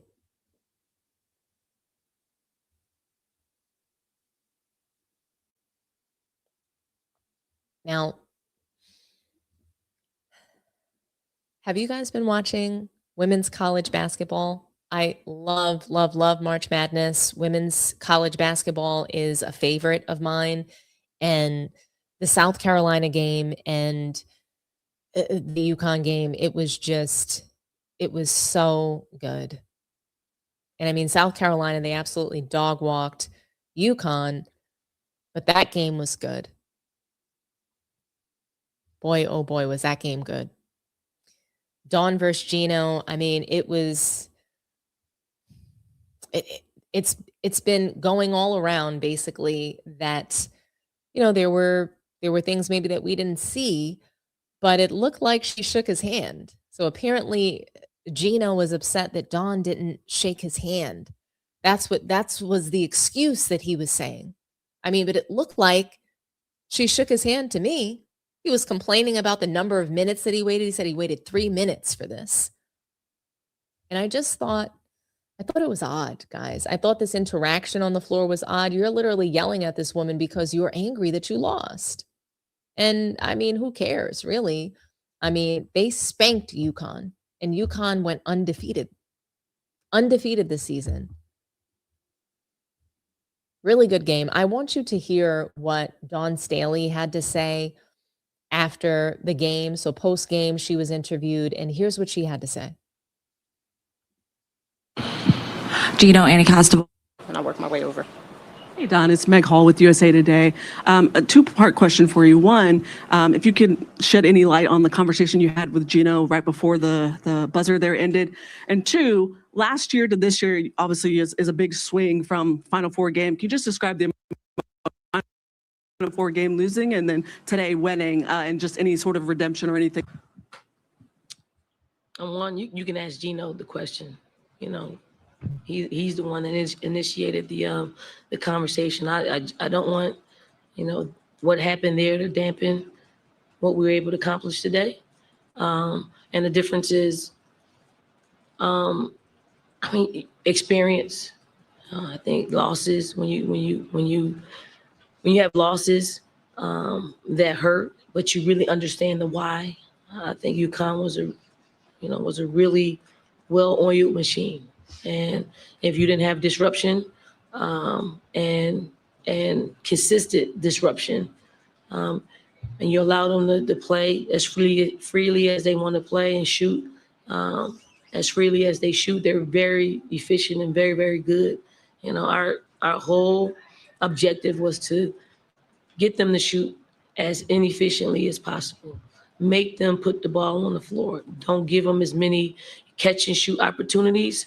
And I thought our kids really locked in to that. They were scrappy. They were in gap help. They were contesting shots. UConn got back in the game and they were unbothered, right, by it. They knew what they had to do. And I'm just proud because quite honestly, to play them the first time we played them last year, which was in February, I think, or January, and then come back and play them in the national championship game. I didn't know how we could come up with 25 points because they beat us like by 25 points the first time. And then, when you have an uphill battle and how you're going to accumulate some points. We just didn't have enough offensive firepower in the national championship game or the first time we played them in the regular season this time. Dawn didn't really have too much to say about the conversation that they had on the court. She didn't want to get into it. She didn't want to embarrass him, I think, right? She didn't want it to be that he was, trying to bully her or whatever the case may be. She can hold her own. Those were two grown adults, two coaches on the floor having that interaction. I think it does take two people to have a bad interaction, right? But yeah, it just seems like Gino got whipped. That game, oh my gosh, that UConn team was locked up. They were in a torture chamber. SC put them there. South Carolina, they went to work. They came to win. They came to play. I'm not mad at that. I can't be. Now, here's what Gino had to say, and I can be a little mad at this, and I can be critical of this because he played himself. Gino, Annie Costable, Front Office Sports. Dawn said post-game that the exchange had something to do with her not shaking your hand pre-game. Is that what you said to her post-game? And do you have any regrets about the way you handled that exchange with her and your communication about her to Holly Rowe in the fourth quarter? I don't have any regrets about what I said to Holly Rowe. Why would I? Why would I? I've been coaching a long time. I've never had a kid have to change their jersey because somebody ripped it. And the official said, I didn't see it. There were a lot of things that happened in that game. Unless you're on that sideline, you have no idea what's happening on that sideline. No, I mean, for 41 years, I've been coaching and I've been, 25 Final Fours. And the protocol is before the game, you meet at half court. Anybody ever see that before? Two coaches meet at half court and they shake hands. Correct? You ever see it? They announce it on the loudspeaker. And I waited there for like 3 minutes.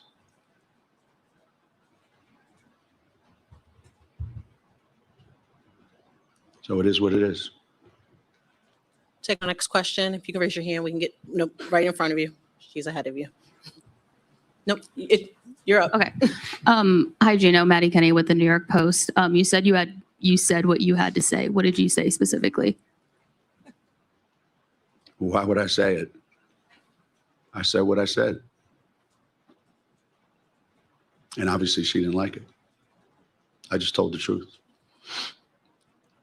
We'll take our next question from Kareem. If you can raise your hand, Kareem, we can get the microphone to you. In the ESPN. Gino, can you expand on the frustrations, physicality in the game that seemed to cause some of the tension that you had and the frustrations that you had? I don't have a problem with the physicality of the game. I don't. I think the game is physical, and I think we're just as physical in a lot of ways as any other team that we play against.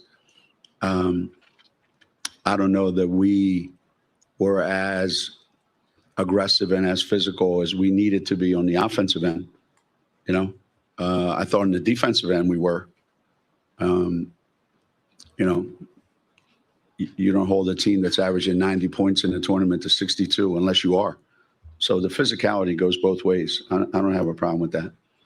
You know, and I guess we just weren't aggressive enough, you know, on the offensive end to match. I mean, he sounded like a sore loser, guys. That's what he sounded like. And I mean, when you take a look at this tense exchange, I mean, look at how he's in her face yelling at her. And, you know, if I didn't think the video was going to get blocked, I would have shown you guys some video of this exchange because it was bad. They had to be kept apart from one another. Dawn looked like she wanted to fight.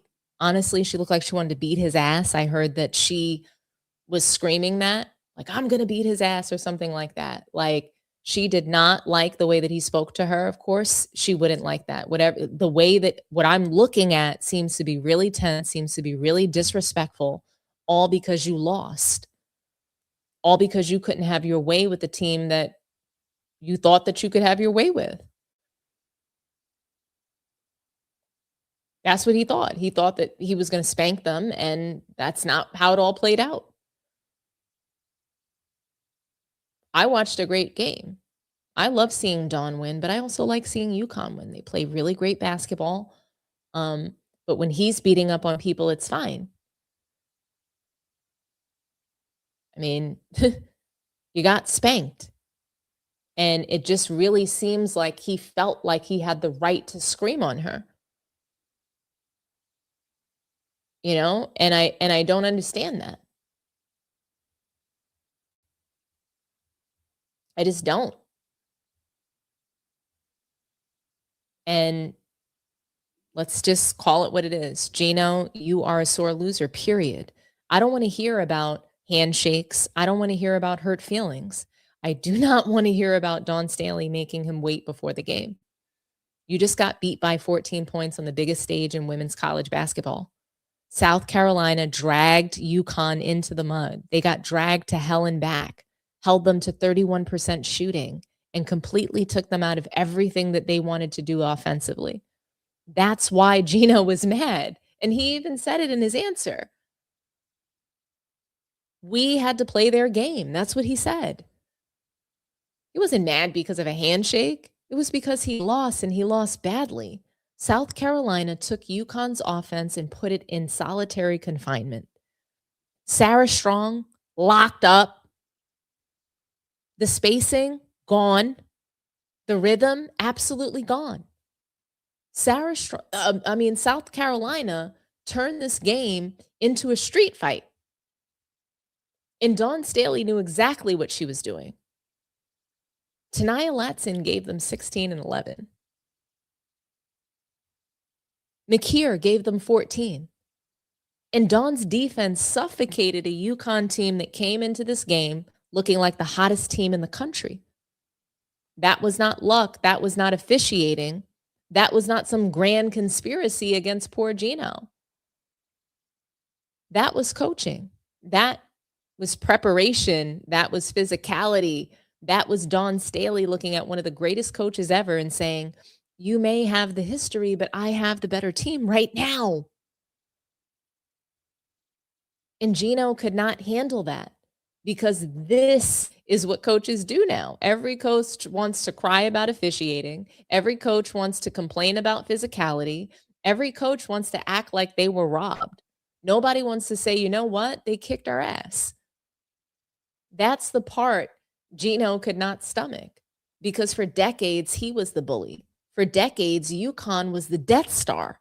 They had Diana Taurasi. They had Sue Bird. They had Maya Moore. They had Breonna Stewart.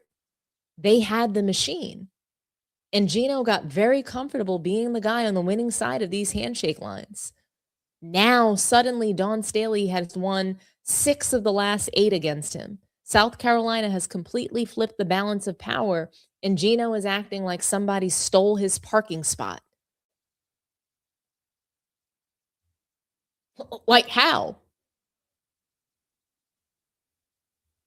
And then the most manipulative part of this whole thing was him hinting that maybe he's not even sure if he wants to come back next season. Oh, please. That is classic guilt trip behavior. He kind of sounds like LeBron James. Oh, let me deflect from the losing, and now it's going to be a question of whether I'm retiring. That's classic feel sorry for me energy as well. That is Gino trying to make it sound like Dawn Staley in South Carolina are somehow forcing him out of coaching with their bad integrity play. Nobody's forcing you out, big dog. You're just losing more. There's a difference, because when you are used to winning all the time, losing feels personal. When you're used to being the king, every defeat feels like disrespect. But it doesn't mean that Dawn Staley did anything wrong. It means the game change. It means South Carolina built a monster. It means that Gino is finally dealing with what everybody else had to deal with for 30 years. And let's talk about that handshake.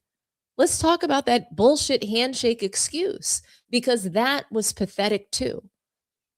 Gino claimed Dawn made him wait for a pregame handshake, except the video showed they already shook hands.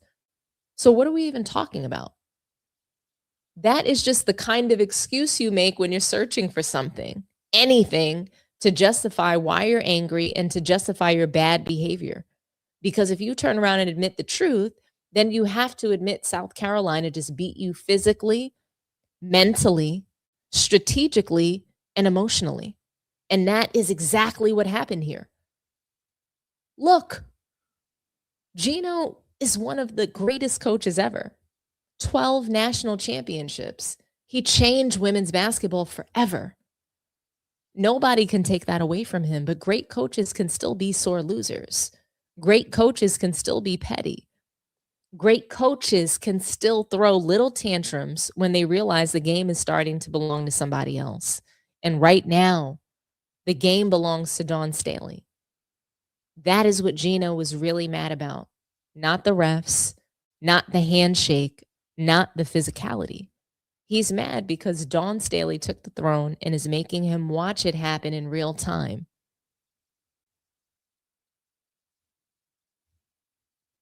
That's why he's mad. But what do you guys think?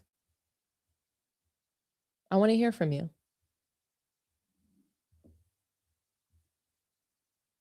It's a little late for phone calls. It's 2 a.m. I feel bad asking you guys to call in. If you guys want me to throw up the phone line, I will. You can put it in the chat. But if I don't see any requests for me to take phone calls, then we'll just call it a night. But I want to hear from you. I'll read some comments off, and we'll just keep chatting for a bit. But if you feel like calling in, let me know and I'll throw the phone number up.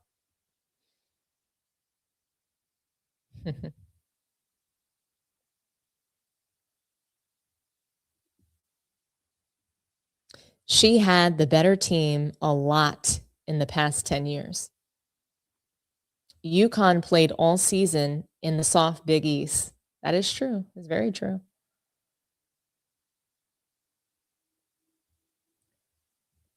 Love seeing UConn get whooped on once in a while. I mean, that's just the beauty of March Madness, is that it can happen to anybody. And something that Dawn Staley said that really made me like, it spoke to me, because she talked about losing before and how those losses really affected her and her team. And so you're already coming into this game with a chip on your shoulder, feeling like you have something to prove. And sometimes there's nothing that you can do. When somebody's got something to prove, when they don't have anything to lose because they already lost to you, it's, they're working with a different kind of mentality, a different kind of drive for winning. So, UConn might have never stood a chance in this game. This might have been the game right here that Staley was preparing for the entire season. That's what it sounded like to me. I have to watch that game in its entirety. Sounds like it was a belt to ass whooping. It sure was. Belt to ass. I love that phrase. Shout out to 93 Zay. Really appreciate him making great content. If you guys have not subscribed to his channel, go on over there and do so. He's awesome. Dawn supporting bio men in women's sports is worse than anything Gino did. Okay. I'm not here to talk about that in this moment. I don't know. I think that we make too big of a deal about the trans sports. I'm sorry, about trans participating in sports. But I'm not going to get into it just because honestly, I don't really care.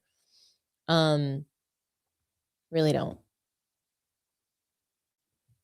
They kicked his ass into retirement. Well, we'll see if he actually retires. Something tells me he's going to want to come back and get his lick back. That's what I would want to do. That's what any real competitor wants to do. They want to prove that they can beat the team that just beat them.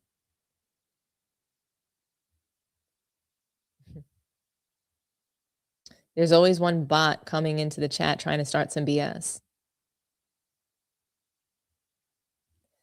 Gino was out-coached. He needs to own it. 100%. Brother Juma, welcome on in. Gino needs to sit down, eat a Snickers bar, and chill out. 100%. He had a good reign, but Dawn Staley said the bus stops here, son. Big facts.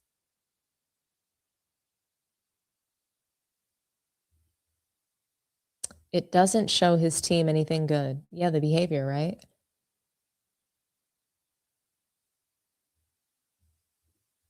Yeah, 93 Zay is awesome. Salute to him. Well, guys, we'll call it a night. I'm so grateful that you all joined me. Don't forget, we've got 44 people in the chat, so like the video. I need you guys to like the video. Run up the likes for me. Smash the subscribe button as well. Do me a favor and also click on the notification button so that you'll know when I'm going live. And share the video. Share the video with your friends, your family. Share it on your social media. And do me a favor and also hype this video. Keep hyping the video so that other people can see it. I really appreciate you guys. Again, happy Saturday. Don't forget, drop me a line in the comments and talk to me nice. Tell me what you think about, South Carolina just completely dog walking UConn and Gino's reaction. Tell me what you think about all the LeBron antics, because man, that was just some nasty work. Tell me what you think about Jason Kidd setting up Luka for the trade. Talk to me about where you think Cooper Flagg is going to be. What's his true potential? Should he be rookie of the year after this 51-point performance? And yeah, certainly leave your thoughts about that Denver San Antonio game, Wemby's MVP candidacy, and happy Easter. I hope that you guys have a wonderful Easter Sunday, have a wonderful dinner with your family, and hopefully you guys go on a little cute Easter egg hunts or something like that. But enjoy the day, enjoy good food, and everybody, please just have a wonderful rest of your weekend. I will be back soon, and we will be in here chatting, connecting, and hopefully laughing. So have a wonderful night, guys. Bye-bye.